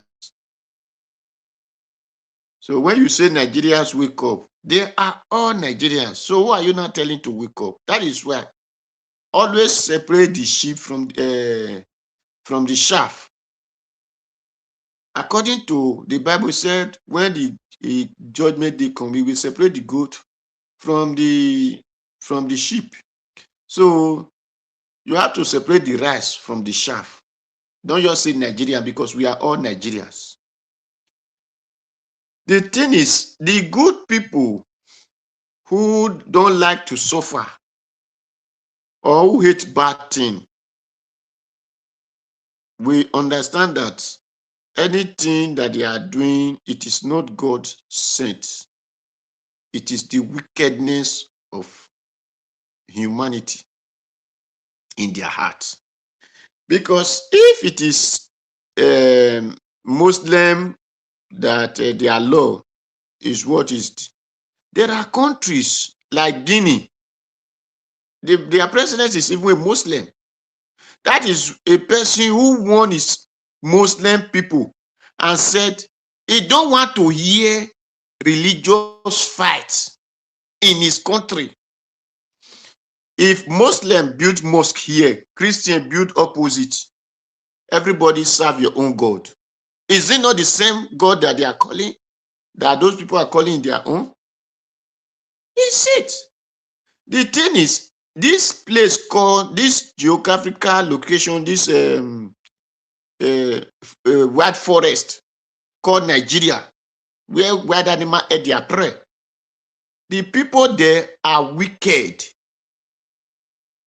So the one that is shouting, the one they implement Sharia, they do Sharia bank, they do this, they do that. Do we not have people in assembly, what people call National Assembly, that are not Christian, they are not Muslim? Do we not have those who are Christian that are not Muslim? What are their contributions? Or what are their view towards it? What are their obstruction towards those things, and said, no, we will not allow these things to happen? The thing is, those people, they will call them patriotic Nigeria, statesman, whatever. They call them stupid names. And people will clap because they can speak another man language. Those things doesn't help. Says God wisdom is different from learning another man language. Think of good things for your people is different from learning another man language. Because Sharia law, a man said one person bring book from him, from Saudi Arabia. The God that hear Arab, that doesn't hear your language, is not your God. Just like the Christian, if you speak only Italy, is the God that hear Rome, is not your God. Then my brother, who did not have anything to do with that God of Arab, is accepting all nonsense. It is because him is wicked. He doesn't know the reason he went to that position. He thought that is where they create job. Now that is a job they created. So let me go and be eating from it, known as where they pay me salary. He doesn't care about you. He doesn't care about the country. It's just that when you went to work, then they pay your salary, you go home at the end of the day. So you don't care what happened in the land. That is why a country that doesn't have road, you will see that they are budgeting money for SUV. A country that doesn't have light, they are budgeting millions of this thing for solar panel. Only one street light, electric pole, they millions of naira. Because they don't care about the land. And this is why I'm angry when I hear my people shout, we are empire, we are this, we are this. I laugh. Those people that did that empire, did you think they tolerate all this nonsense? If they tolerate it, Usman and Fodio will have taken over our land. That was what made them empire, because they doesn't tolerate nonsense. So you should not come out and be shouting your empire when that spirit is not in you. It's not to talk, but it's actions. Actions make them empire, not talk. So you display the actions. Let us see that action in you. Sharia law or Sharia bank, they put it there because Tinubu is a Sharia man. So he's looking for everything that will benefit him. In enter position, he said they should tax Nigerians. The poor Nigerians who will not send money from abroad to their people. Why him is using Nigerian money to buy private jet? Why did he not use that money he used to buy private jet, he used to buy ship? Did he governor fish? Did he president fish? No. But he's using money to buy ship. Doing what? Why did he not use that money to do those reasons that he want to tax Nigeria today? And he's still borrowing money. The money they borrow, where did they use it for? If you went and borrow money, you will come and create infrastructure that will return that money. That is return of investment. But you cannot go and borrow money in our name without creating anything that will pay back the money. People that are saying, can Obi do this, can Obi do that? Obi don't need to come and tell you what he will do. What you will do has to be in your mind until you get to that seat. If you tell a person that I will beat you, I will do this, will the person let you come and beat him? No. Will him allow? No. He will drawn away from you. What we want is better Nigeria. How will the better Nigeria come? There is no problem. In that place that they are making Sharia today, did you not know that they have good people who don't want that Sharia? Yes. But the government that are there will not look for that kind of person because he himself is a Sharia man. That is why I said, I know most of you did not vote for me, but you are all disappointed. That is way of Sharia. Forcing people to gain what you want. Watch a real Muslim, those who call themselves real Muslim, when they are giving you something, they force you to take. Take. You are saying you are not, take. But when you are giving to them, they said no. Because they believe that they are the one who have the right to force you to do anything. So, all these things, Nigeria, the good ones, it is for you to stand up and said, enough is enough. The reason is that our Baba fella have said all these things. My people need a better life, but they are afraid to fight for the better life. On what reason? Davido, you played new music. Whiskey and Burna Boy, now the rain now. A small brother Nigeria. The people, the time you're supposed to use to think of better thing. Your people, other people are thinking of how they will manufacture aeroplane that people are not, human beings are not driving, are not controlling. You don't fly it, it will just fly itself. While you are there shouting of Davido and Whiskey, Oshoma and whatever. Those are the nonsense that our people think. Then when you ask them, they will say because they can speak another man language. They went to school. They give them paper because they can speak another man language. Is that paper the white man used to create the machine gun they bring to your place? It's from the river. Then demolish, what do they call Kanu forest. And while you are there saying, Nigeria was show a video, a Nigerian man said he was a soldier, then send him to this thing, he just decided to resign. My dear, you are not patriotic. I did not say you resign is about something. No, it's not bad. But you are not patriotic. If you are patriotic, you will not hide what you see. Whatever you see, you not hide it. You did not go there to join soldier for Sambisa Forest. You join soldier to protect your state. I'm saying it. If I'm a Nigerian soldier, you cannot. I came from Edo State. You cannot send me to Benue State to go and protect them. I will not go because I did not journey to protect Benue people. I journeyed to protect my Edo people. And if I do something that you want, you say because you were a general or this and that, you don't want me to do it, I will bring you out openly. I will announce you that you are the cause of this problem. That shows patriotism. But when you can't do that, you are not patriotic, my dear. You just said because you are looking for this is where the daily bread will come. So if they say don't do this and you just go, no, announce them out. This is the sir. Just round up, sir. I've told you 30 seconds. Okay, thank you. You announce them. Yes, that is what I'm saying now. I say you should announce them for people to know that this person is the cause. That's it. Thank you very much. Thank you, Mr. Odua, for that wonderful submission. Thank you for adding your voice. God bless you for coming out tonight. Mr. Jonathan. Sorry, can you hear me? Give us a Monday. You are back now. All right. Okay, thank you very much. Give him 2 minutes, 2 minutes, because he was late. Give us a Monday. Can you hear me? 2 minutes. Can you hear me? 2 minutes. Niger was say 2 minutes for you. 2 minutes. No problem. Well, go ahead. I sent him 2 video in the private chat. I saw it on the chat. In the busy. Niger was look at the chat. I beg. May give us a mandate. If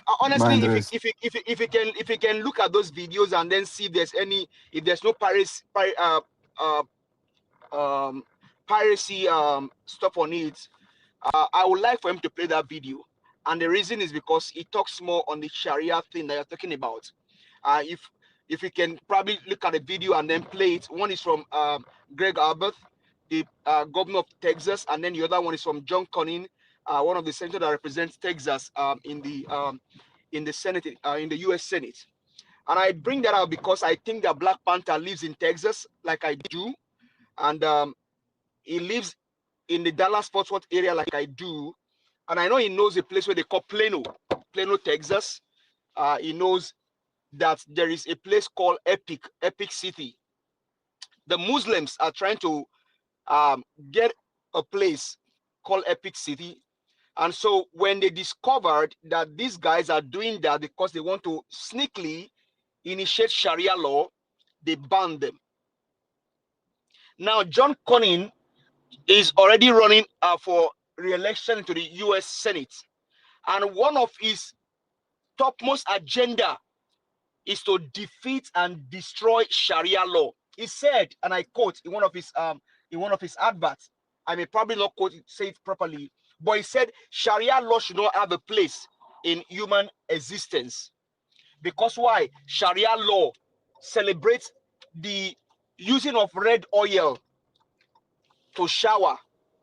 So if Mr. Evans can actually look at this video and then just, if there's no piracy, I would like you to play it for Nigerians. In one hand, in some place, people are fighting against Sharia law with everything inside them. Black Panther lives in that state, and as a matter of fact, he lives in one of the city, around the city where this thing is going to happen. And you are telling me that it cannot happen in Nigeria. My brother, look. All right, let me play it. And be true to yourself. Before I get blue passport, I was born a Nigerian. Give us a mandate. Yes, sir. Give us a mandate. Okay, Niger was said he wants to play the video. Okay, go ahead, sir. Go ahead. All right, thank you. Governor Abbott signed a bill banning Sharia law, the legislation created after a religious rights battle erupted in Collin County. Good evening, I'm Clarice Tinsley. Governor Abbott was in North Texas for that bill signing banning residential properties from creating Sharia law compounds. This comes after state Republican leaders raised concerns about a Muslim-centric development plan in Collin County called Epic City. Fox 4 Stephen Dial is there and has more. Stephen. Clarice, Governor Abbott says that this law was needed, in his words, to prevent discrimination based on religion. As you mentioned, some lawmakers were concerned and passed bills after the East Plano Islamic Center had plans to make a development for people of the Muslim faith in Josephine. Now, while Sharia law is not mentioned in this bill language the governor signed Friday, he says it intends to ban residential property developments like Epic City from creating Sharia law compounds. Abbott said that this law is not targeting Muslims. He says it prevents any housing discrimination on the basis of any religion. Regardless of which religion it is, people are not going to be able to establish these comprehensive, large-scale developments that limit only people of one religious belief to that area. And you can only buy if you're part of that religion. You can only steal if you're part of that religion. Religious discrimination is in violation of Texas law. Now, the plan for the development included 1,000 homes, a mosque, and school. The developers for the community say that people from all religions will be welcome. In June, the U.S. Department of Justice closed an investigation into Epic City. Now, there have still been multiple state investigations into this type of development, and it's important to note that the lawyers representing those for this development say that this is what they call racial profiling. Stephen Dial reporting live. Stephen, thank you.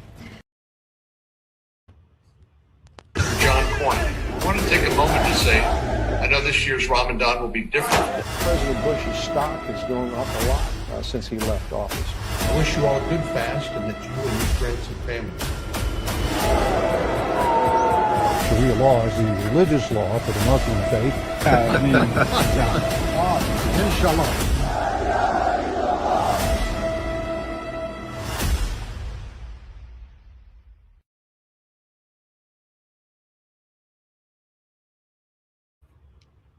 Okay, there you go. That's it. That's all the video. Give us a mandate. Give us a mandate. Are you there? You don't enter office back. Okay. Watch how many minutes for us to go around again? Let me know how we're gonna go. Okay, let's just do 5 minutes, make a round up. I beg. Let's skip to that. All right, thank you, sir. Mr. Jonathan, are you there? Mr. Jonathan is still in the meeting, I guess. Okay, yeah, he told. Okay, let's start with you, Dr. CM. But give us a mandate is back, is on the backstage, but I don't know what he's doing there. He just went off now. Give us a mandate. Can you speak now? I can't see your camera. I can't see anything. Okay, unmute yourself and speak for once.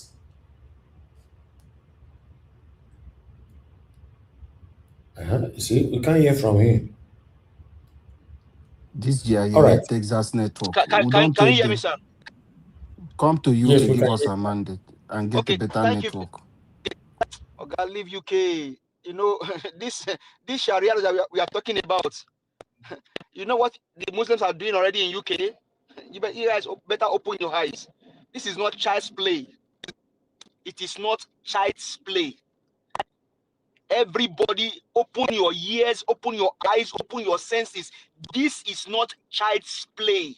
These guys aren't playing. They will buy you with everything they got in their life, including money. These guys, they can do anything to buy you. You think it's play? You know how much they are spending? When Mr. Jonathan says it cannot happen in the Southwest, Augusta, forget about it. It will happen if we sleep. Open your eyes. It's not child's play. These guys don't care. Black Panther, when he was talking, he said it cannot happen. Your senator and your governor, you think they are sleeping?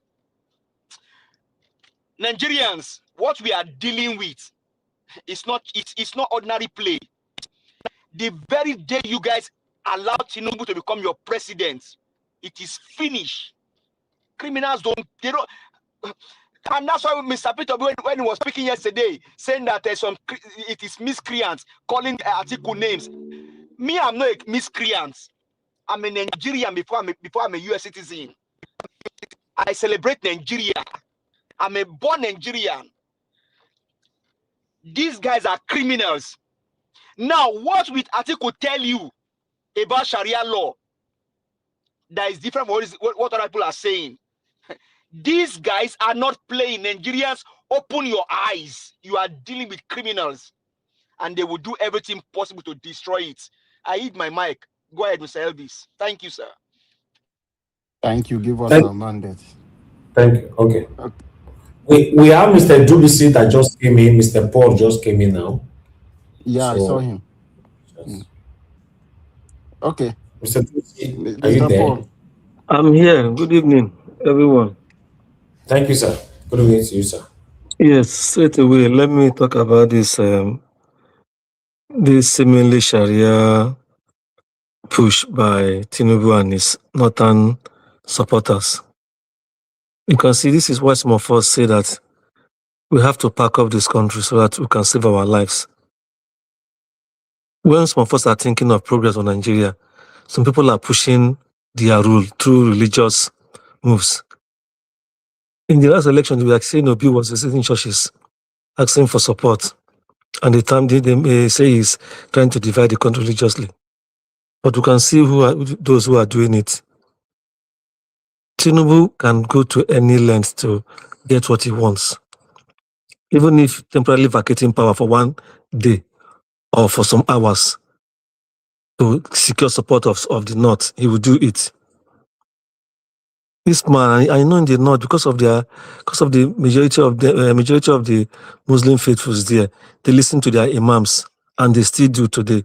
Not even their political leaders much, because these political leaders go through the imams.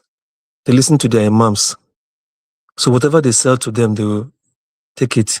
It is the imams that will tell them in the mosque to hold this person will protect your interests. He will do this, he will do that. But I hope that many of them are becoming wiser now. But the bottom line for me is that we have so many fault lines in Nigeria. This religious thing, it's not even the ethnic thing that may even break up the country, but it's the religious thing, because they are pushing it. They are pushing it to any level. They don't care any longer. And they are doing it by visiting some extreme Muslim countries to get support. This man's visit to Turkey is not, I don't think it's for the benefit of all Nigerians. You all saw the comment the Turkish president made. That man has completely deviated from what the founding father of Turkey, Atatürk, did when he found the modern day Turkey, that Turkey will remain a secular state. Because they are now majority Muslim country, the man is trying to push away the Christians there, or trying to silence them, so to speak.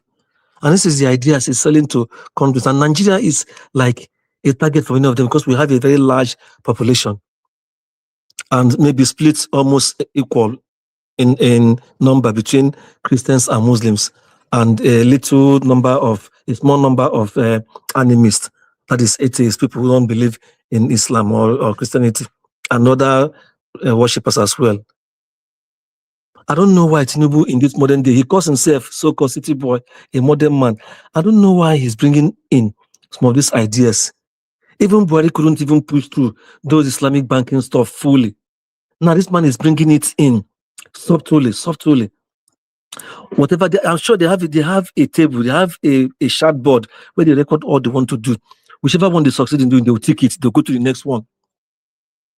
I believe our enlightened people from both sides of the divide, opposition and even in their so-called APC, and even across the North, and because I know many Northerners they want to live peacefully with their brothers and sisters in the South, just like we want to live peacefully with them.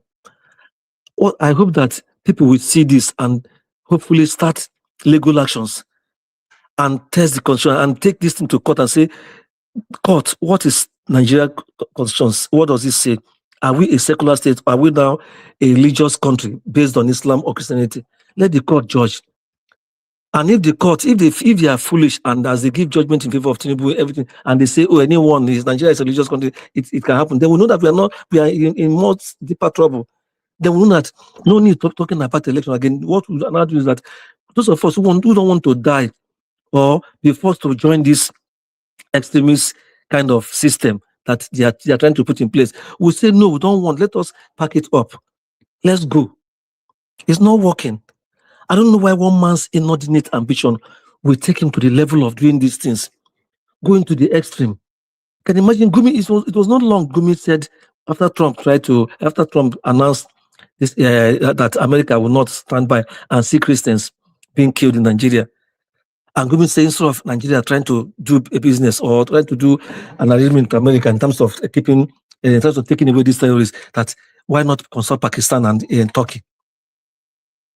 I don't think it's up to a month now. This man has gone to Turkey, and we saw what the Turkish president said. Maybe tomorrow night it will be it will visit Pakistan or one of these extremists, maybe Iran at the highest level. Even Saudi Arabia, Nigeria Watch and everybody, all our partners, you all know this. Saudi Arabia, that is even the seat of Islam, won't tolerate extremism in their country.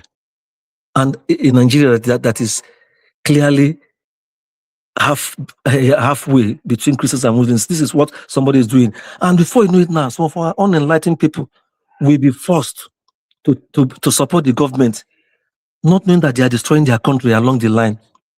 This is a very serious thing. I think, Nigeria Watch, let's continue to discuss this thing. You can even invite some experts in constitution and religion to come to this program and talk and enlighten the Nigerians on this kind of thing, on this issue. A country that is supposed to be united should avoid all these fault lines. Countries that have made progress have never held on to one religion as their faith or in extreme. It has always been liberal. People live your life. Christians worship God. Muslims worship God peacefully. Okay. Thank you. It's unfortunate what is going on. We need to address this matter. I don't think this election we're talking about is the main thing now. This push towards Islamizing the country that many of us have been saying for long is the main problem now. And Tinubu is pushing it subtly. People don't know. They are thinking that it's even worse than Buhari in this area. Thank you. Thank you, sir. God bless you. Thank you. We have Kingsley with us. Kingsley, please tell us where you are joining us from. Good evening to you. Okay. Can I put my camera up? No. You can turn it off. Yes. Yeah. You don't need to turn your camera on. All right. That. Talk to us. Good evening to you. Where are you joining us from? Okay. Yes, I'm calling from Lagos. Oh, thank you. Thank you, Kingsley. Talk to us. Hello? Go ahead. Talk to us. Give Can your you hear me now? submission. What's your take? We can hear you. Go ahead. Okay, yeah, yes. Quick one. I just want to say one or two things. I enjoy what everyone is saying and all that, but I think you are trying to replay what happened 2023, the election period. Are you hearing me now? Yes, sir. Hello? Okay, yeah. We can hear you. I think we've not learned. Yeah. We've not learned our mistakes. 2023. There was a lot of issues, mistake, and all that. So for now, this is not a time that we'll start destroying or fighting ourselves. If you are in ADC, we should come together and put all forces together in unity to take this government out. Because by the time we continue this pattern of Obi Atiku, this one Atiku will become vice, this one become president, that one. Tinubu is happy. He knows that we are divided. So we should put our sword together. We should put our sword down and work together. And yes. Who do you want as a presidential candidate in ADC? No, for me, we waited for Peter Obi. Peter Obi won the election. Yes, and nothing happened. Even Obasanjo even supported Peter Obi, and nothing happened. And he's not a president. So now it is now. For me, I prefer if Atiku. Atiku has his own force, and Peter Obi has his own force. So if two is better than one, if they come together, is a 1 billion win because Yeah, Atiku that's has what I'm his own saying. So force. among Peter Obi Then and Atiku, Obi has his own force. So let them come together because by the time we don't want to have we don't want to split the vote again. no, they are already together. We should You are just not calm down. putting it. Who do you want as a No, presidential no. candidate? What I'm saying is, I want I want Atiku to become the president. Why Peter Obi become the vice? Because Oh, okay. because it will more because the North vote I'm talking about. Atiku will get more vote from the North. Why Peter Obi will get more vote even from the North and South? Atiku is the vice. How would that stop him from No, getting the same? Atiku is the president. No, that's what I'm saying. You said you Atiku wanted to be president. president so that he can get more votes from the North. What are you telling me they will not vote for him if he's the vice to Peter Obi? No. The reason why as in, I don't think is because okay. So, let me explain to you now. If we have Peter Obi, which is the South, in the election, I'm telling you, most of the during the election period, if you're in Lagos, that week you see all the altars, all the malam, the winter bus, their truck, they will travel that period, that week. You don't even see any issue. You don't even see any filmmaker self. That people will move because they're going to vote their person, their brother. You understand? So if Obi become the president,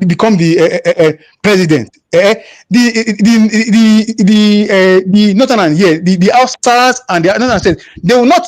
There's no eager. They just say, after all, it's a South team. You understand? There will be no that drive will not be there.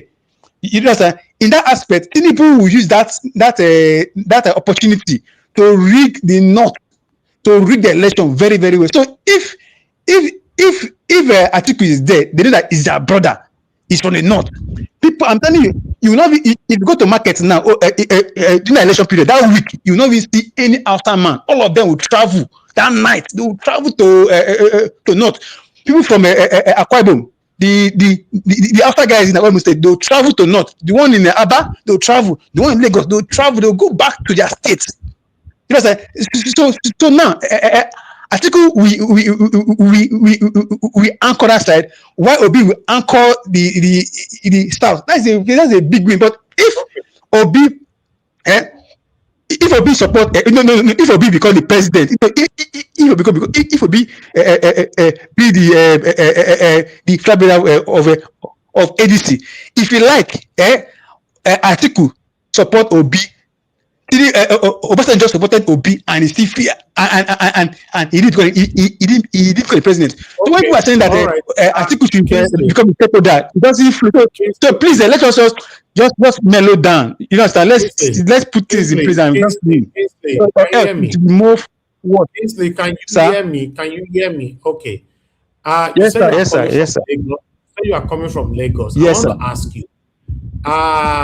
Between Atiku and Tinubu, who is the best?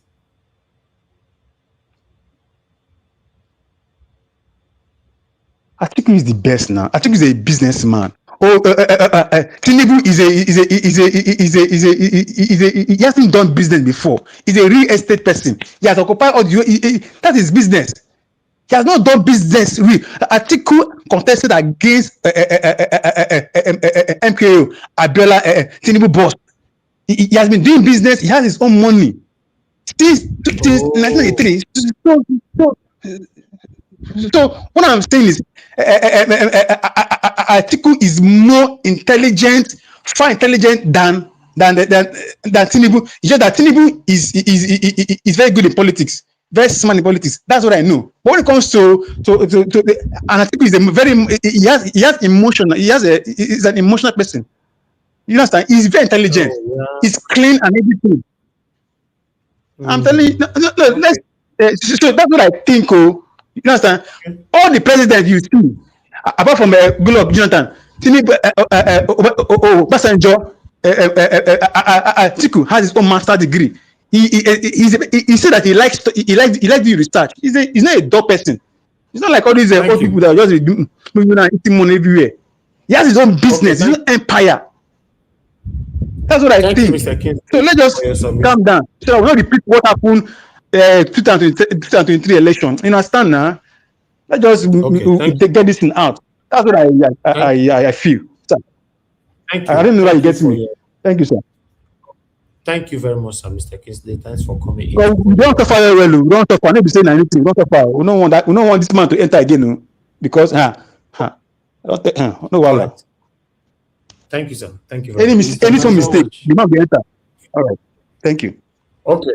Thank you. Let me just mute. Thank you, Kingsley. Thanks for coming in. I want to say this on the comment section, please.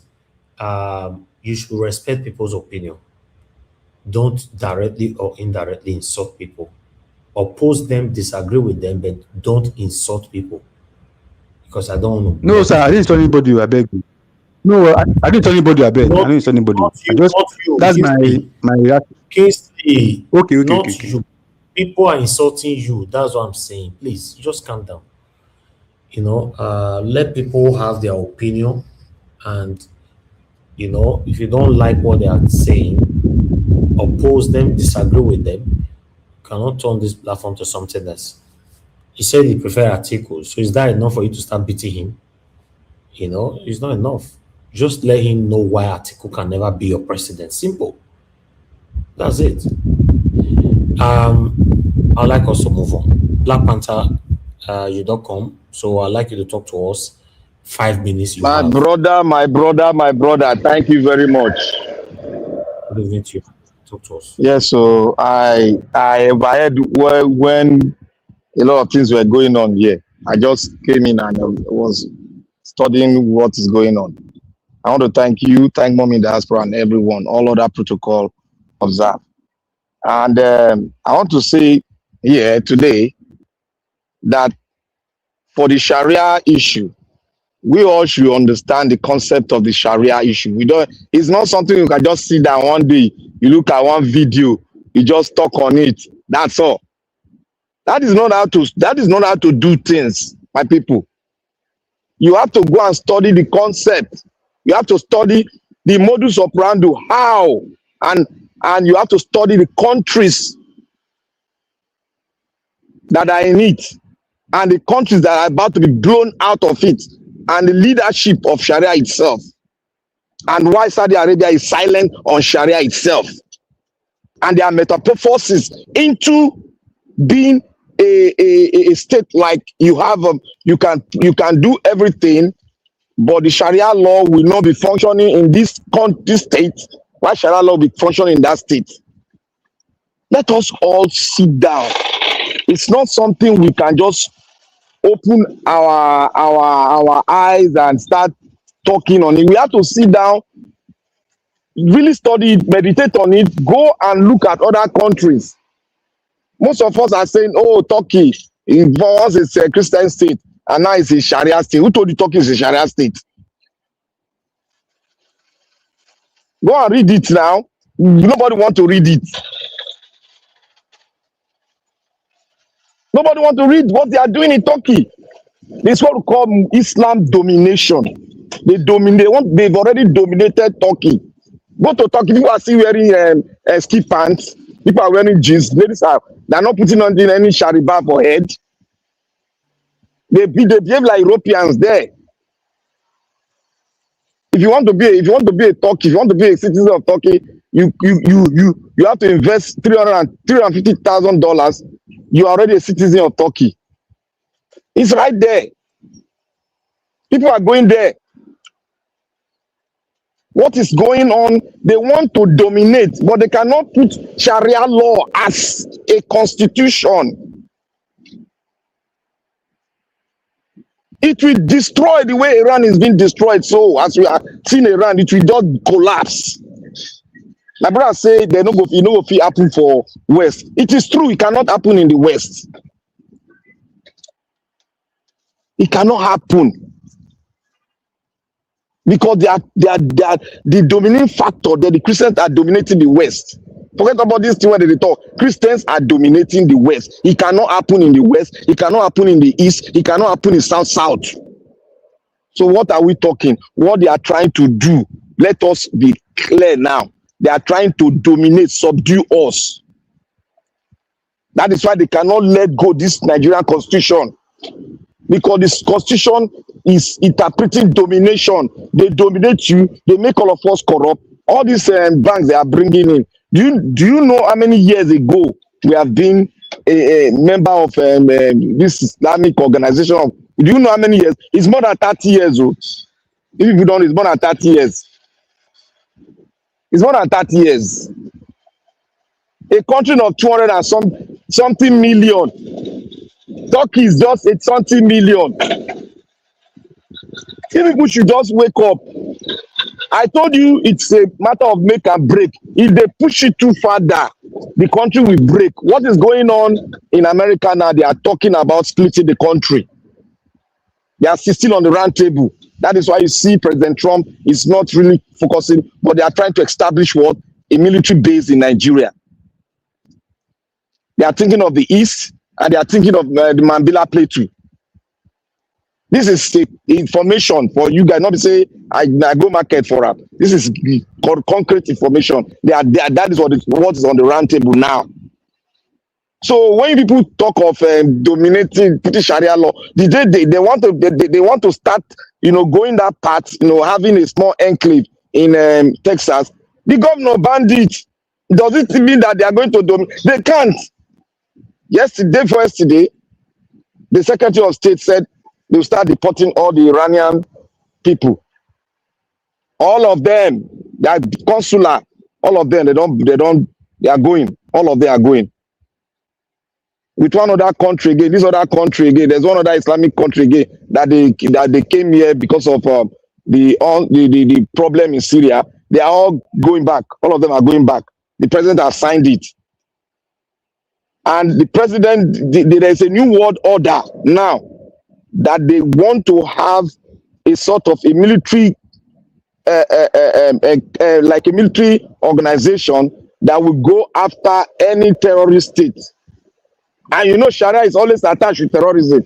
They are doing it indirectly. They are going after all the Sharia states, a lot of the Sharia states, because President Trump has had a meeting with the Islamic organization that you are talking about, which Nigeria is a member. He asked them a question: do you want Sharia or terrorism? All of them say they want wealth.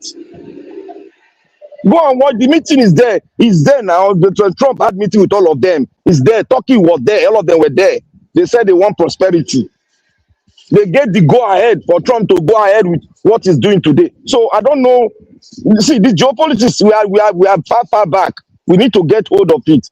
And for my brother that said Atiku, look, my brother, you have your right.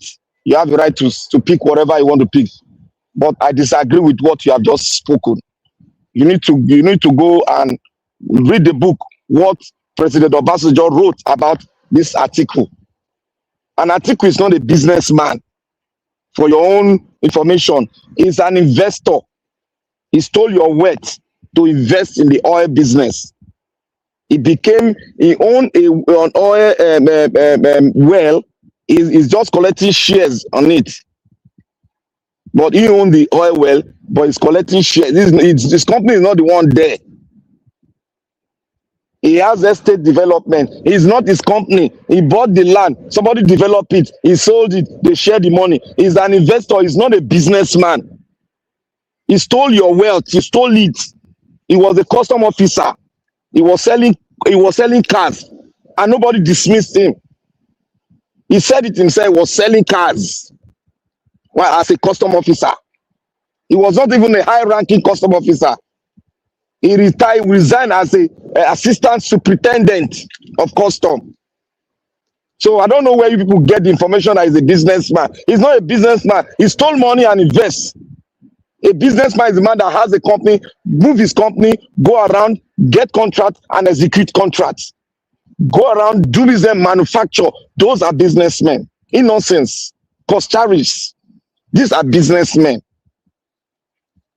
You investing in a company does not make you a businessman. So my brother is not a businessman. He's a looter that have looted your country. That is why Obi said, a man that does not have enterprises, how can you say he's a businessman? How can you say he owns that wealth that he has? He stole it. Let us trace where it comes from. Let us trace all his salary for custom, whether we finish 1 billion or 200 million. Let me not go too far. So, my brother, the concept you need to study and have more information. It is the lack of information that make Nigeria make wrong decision. You are moving from a man that has the concept of Shariaism. You want him to come. It will be worse than this man that is there. It will be worse than this man that is there. This man that is there is more or less it's a Muslim, but it's not a Sharia Muslim. It's just that what he signed with them. You didn't vote him in. The people that owns power voted him in, brought him in. He had a contract with them. He's just trying to do some that he has with them. That's what he's trying to do. Bringing in and this other man will not change it. What you need in Nigeria is a new constitution. If they don't give it to us, we will focus on Trump and they will split the country. That is what will make Nigeria prosper. Thank you. All right. Thank you, Black Panther. You guys can see the best way to respond to that submission of the man, Kingsley, who supported Atiku. That's the best way. You cannot insult anybody, but give them facts. Thank you, Black Panther, for that wonderful response and submission. Okay. Everyone on the panel, I'll give you their submission. We need to have our final submission now. We are doing 2 minutes now because we had a lot of people that came in. So 2 minutes so we can round up. On these 2 minutes, I'm going to move straight to Mr. Alabo. Mr. Alabo, what your submission? 2 minutes, sir. Thank you, Mr. Najawash. Yeah, let me just let Nigeria to understand. Well, it's our choice for you to see darkness and prefer darkness over light. It's so sad. And secondly, 2023, Peter Obi was declared third position. Yeah. Atiku was second. Did Atiku claim his mandate? He said Tinubu stole his mandate. What did Atiku do? So that is one thing I will leave you with, my brother Kingsley. Atiku came second, Peter Obi came third, according to INEC. So we would have expected Atiku and his northern brother to fight and collect the team. He went through the same court Peter Obi went. So how is it Peter Obi problem? That is it. And another one I want Nigerians to understand today, that this man you're talking about, that he has a empathy, it's a good guy, he's quiet, will not see is a radical extremist Islamic boys who hold the Deborah and unalive Deborah, and you said he has a good heart to tweet and delete it. So this man feel he's coming to take the place of Buhari now that Tinubu had an agreement and said no, the Jubrim will have to bury him. And the other one in Asurok who left there, all of them go to watch it. Tinubu said no, because they were using this Jubrim to cover a lot of things, which made Tinubu was unable to deal with the Buharis who stole money like Malami, because they still feel that Jubrim is alive, is giving. People who are there will not understand the information that Tinubu is exposed to as the president of the state. And that order came that they must bury. And Jubrim traveled back to their country. And the real Buhari they kept for mortuary, they brought him to come and bury, as alleged. And today everywhere is scattering. And all of them, you can see how Tinubu is hunting them. But when that man was there, nothing was happening. So you think he's the one who is the new face. Because the same Atiku was going to him, planning something on what to do. And Tinubu saw that and said, okay, we have to let this man rest in peace. And that happened. He gave him a presidential burial. And everywhere quiet. And that thing I know a lot of Northerners.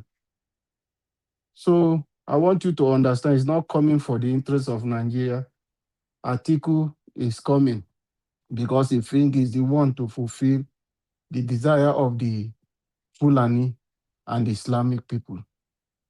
So Nigeria, be wise, don't allow anyone to come to deceive you. This country belongs to any of us. You cannot choose calling Atiku in hold a master degree. What will you say, Lobi?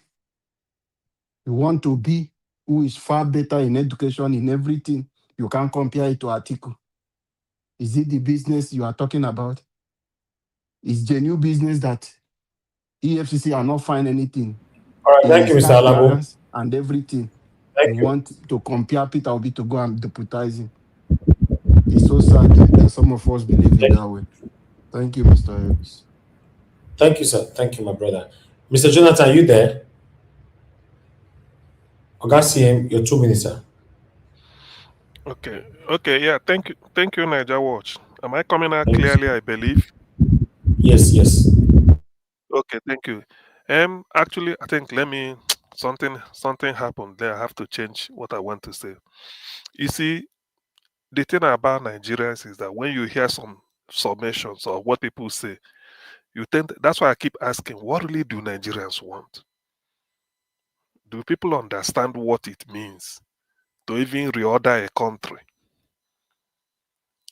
People feel that Obi has the what is it called? Obi is competent. Up till now, I don't know when people promote Atiku. What I want to know is that what really has Atiku done? Can people go and read what Obasanjo said about Atiku? And the Atiku never raised a finger,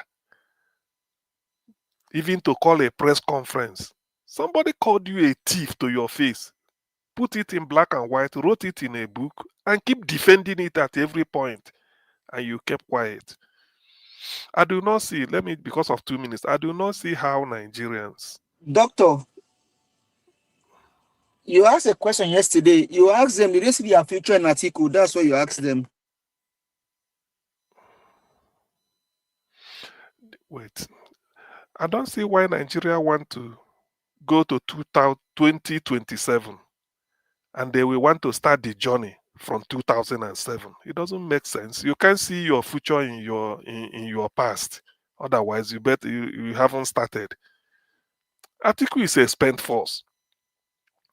This year he will be 80 years. By 2027 May next year, he will become 81 to take oath of office. Look at what Tinubu is suffering. Age is not just the age. Medically, you can wear the best thing. And so when age tells on you, age is age. What is happening to Tinubu compounding with think that's why even if they employ you and you are working, a time will come they say retire. All right, thank you. Thank you. That's the reason why people go on retirement at a certain age. How can you bring a pensioner to come and be president? Thank you. Thank you, Ogasiim. God bless you, sir. Thank you very much for coming in today. Give us a mandate, your 2 minutes. Thank you very much, Mr. Elvis. Honestly, I appreciate you. Thank you so much. Well, I wouldn't want Nigerians to be maybe sleep on their oars. Everybody is entitled to their opinion regarding the Sharia law. You have your right, I have my right. Whatever you call it, let it be. All I see is that I challenge Nigerians, don't sleep.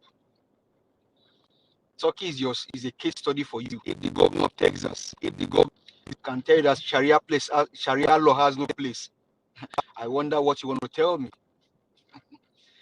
A senator is already in the way of taking out the attack status. See what is happening in UK. Yoruba will say Oju ni alakonfin shori. That means the crab go use his eyes, say they wash in head. Nigerians don't sleep. Why you should not sleep? Because with all due respect, your religious leaders, most of them, once they get Ghana must go, the case is over. Don't sleep. Don't relent. See, these guys can do anything to get whatever they want to get. Tinubu will do anything to get whatever he wants to get. And he knows how to play the game. And he will play the game until he doesn't care. Look at what is happening in Lagos. How did Lagos become what Lagos become today? Because Lagosians, most of them, all they care about is money. Today now they are suffering. And all they can say is that, oh, foreigners are the one ruling the state. But you allowed it. You allowed it. So Nigerians, do not sleep. We are all Nigerians. I'm a Nigerian. And so if my opinion does not suit you, say your own. I will only say that Nigerians, do not sleep. There is a lot that is going on that you and I don't know in the secrets. Open your eyes. Thank you very much. I hit the mic. All right. Give us a minute. Thank you, sir. Mr. Dubisi, your 2 minutes, sir. Thank you, Elvis, for the second opportunity. Let me address the issue of Atiku, those who are supporting Atiku and all that. Atiku is a sheep of the old block. He's an establishment person. I will not see any difference if he happens to come to power in the way he will manage the country. He will continue what this man in power is doing. Contracts will be awarded to cronies. There will be large retinue of vehicles following him. There will be bazaar sharing of money. He will do little development. He's a member of the old order. This is not what Nigeria wants. If we must move forward, people like him should not have retired from politics. Even the man there who stole the election is even a mistake. You can see what he's doing with the country, how he's destroying the country with his policies, with his inordinate search and desire for money, wealth. See all the crooked things he's doing with the tax law. So that is the kind of person that Atiku will be. If the ADC, if they are thinking of maybe vote from the north that will come because of Atiku, they are wasting their time. If they pick him as their candidate, they know they've lost the election. Like Mr. Jonathan used to remind us here, the man has no path to winning. If they think they want to rig those heavy northern states where they get their large vote from, sometimes some of them come through overvoting and maybe underage voters. If they think that is what they will get if Atiku becomes the candidate, they will use it to, okay, we are 19 states in the north, particularly the core north that has many voters. He will capture many votes there. And even if he loses the entire south, he will win. It's not going to be possible. Because even the majority Christian part of the north will not vote for him. So, but my interest is not even in that area of voting. Right, we have a more existential problem in the country now. The issue of this plan by these people, because what Tinubu is doing now is, as election is approaching, he's trying to please these core northerners, with whatever demand they have made in the past. That is what he's doing now. We don't want that. Thank you. Thank you, sir. Thank you very much. Okay, Black Panther, your 2 minutes, sir. I just want to say here that let everybody continue to really let us keep on dialoguing. But there's one thing I assure you: the condition that will be given to Nigeria politicians, the Northern Caliphate, they will not be able to fulfill it. Thereby, Nigeria may go on the chop board because there's a new world order. Many people are still wanting the old gags to come and rule. And if it peradventure, if they come into rule, Nigeria will be more damaged because Nigeria is already damaged. It will be more damaged, and there will be no option than to split the country because there will be a lot of miscarriage of crime all over the place to become a crime scene. What we are witnessing is just a small iceberg. It will become a real crime scene in the south, in the north, in the west, and because it's going to be a religious crime scene the way I see it. And the reason why America is not really on Nigeria now, the point is not on Nigeria now because they want to finish with what the Iranian part, they want to finish with that before they will focus on Nigeria. That is why you see your president's Galibanti round because he cannot meet with Pontus. Pontus has already made up his mind, but he has given people to go and sit down, wise men to sit down and see what they can do because the new world is that the world has divided into Christian and a Muslim state, and America has taken it as a point of, as their own right to protect the Christian communities all over the world. And that's it. If it does not work, if we cannot work it ourselves, I think the proposal they are giving, we move ahead and finally we split. Let nobody cry, but we need the country in peace, and we cannot be in peace. It's better for us to just split. Thank you. Thank you, my brother. Thank you. I wish we can split like we've always been calling for, though, to be honest. Let's now that one, now everybody need to embrace now. Let's be honest. Oga Kingsley, please, your final submission, 2 minutes. All right, thank you very much. I'll just make it very short. Yeah, I see a lot of people saying some comments and all that, but that's not the issue. But what I'm trying to say is, I don't want what to repeat 2023 to repeat again, because during that period, we the obedience, we have been attacking APC, PDP. We don't want them to merge. We don't want PDP and Labour Party to merge and all that. But at the end, we lost to get we lost the mandate. Obi did not become the president. So what I'm saying is we should come together in unity to face this evil APC. Because we don't want, because if Tinubu come again 2007, your body will tell you. So that's what I'm trying to say. For you mentioned Obi, Atiku and all that. For me, some people say that what Atiku has, what is that? What I want to say is Atiku, when it comes to business, is the most successful political entrepreneur in Nigeria.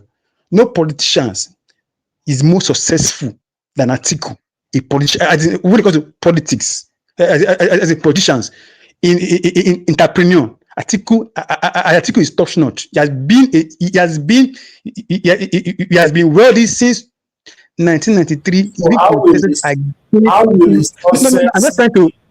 the success impact us in Nigeria then? Okay, I'm not trying. Okay, fine. So now it is now. For me,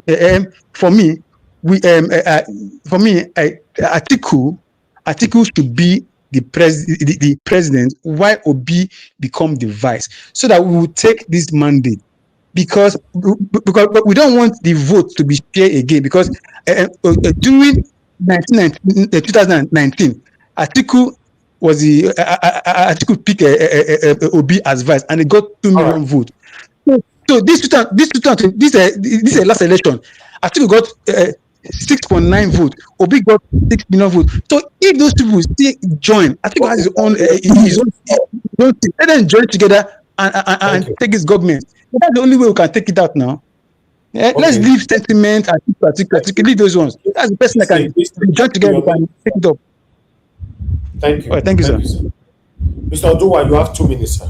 Thank you. Okay. Thank you very much. Thank you. Well, my brother, my businessman really matters. It is how you feel for your country is what matters. The man you say is a businessman is most successful. Opinion, they want to your refinery. That is what he said. He said they should have not selling in Buhari time, that they should wait for him to come.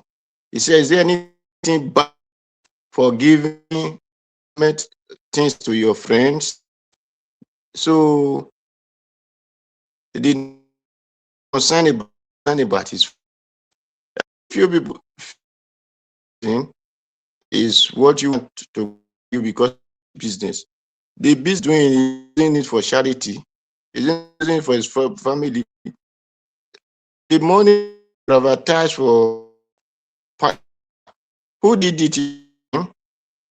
So when people see visions of those who, and that is our people, they always tell you don't talk of God when the God is your more using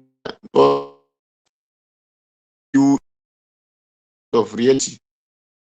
Dear, you choose a sharing, not sharing is put it to make. All right, Mr. Odua.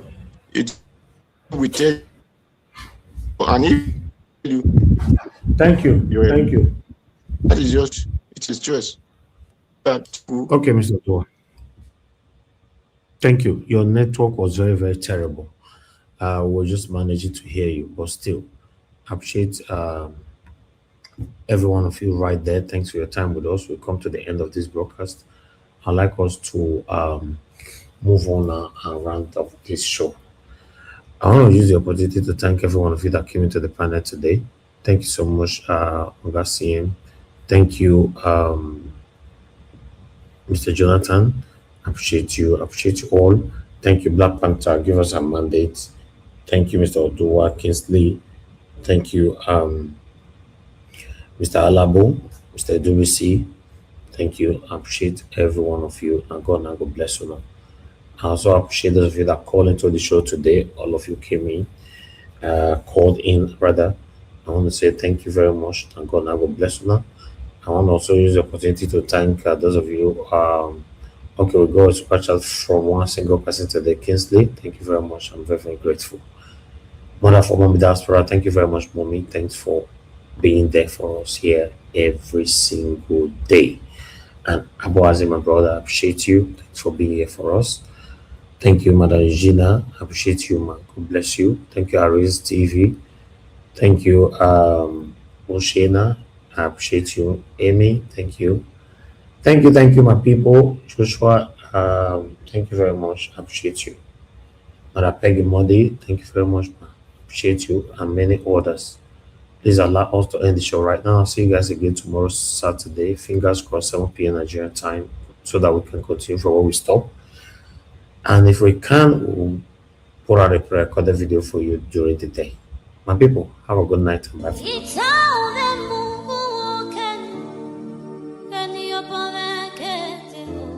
That's right.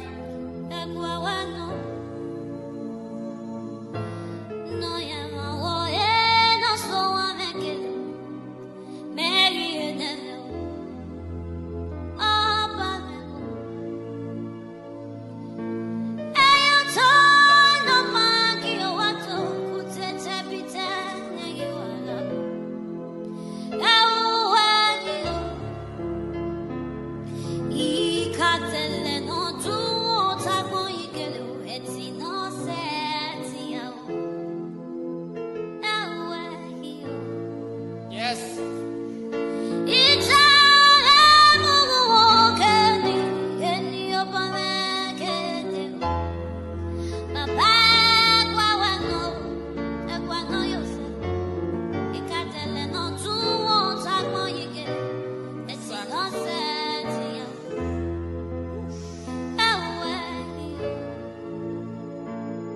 Oh, Totsu, we were sad, I won't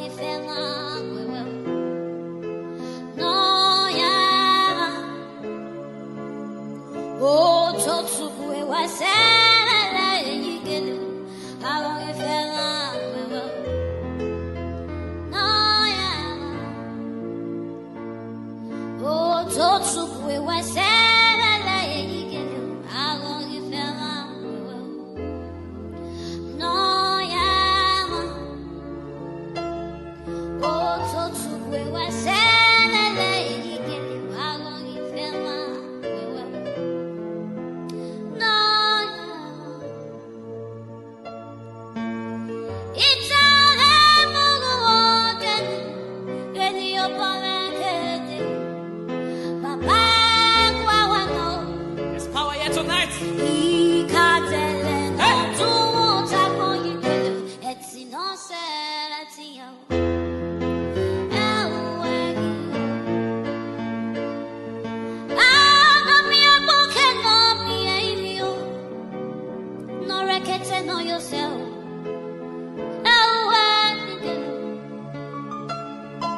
If you're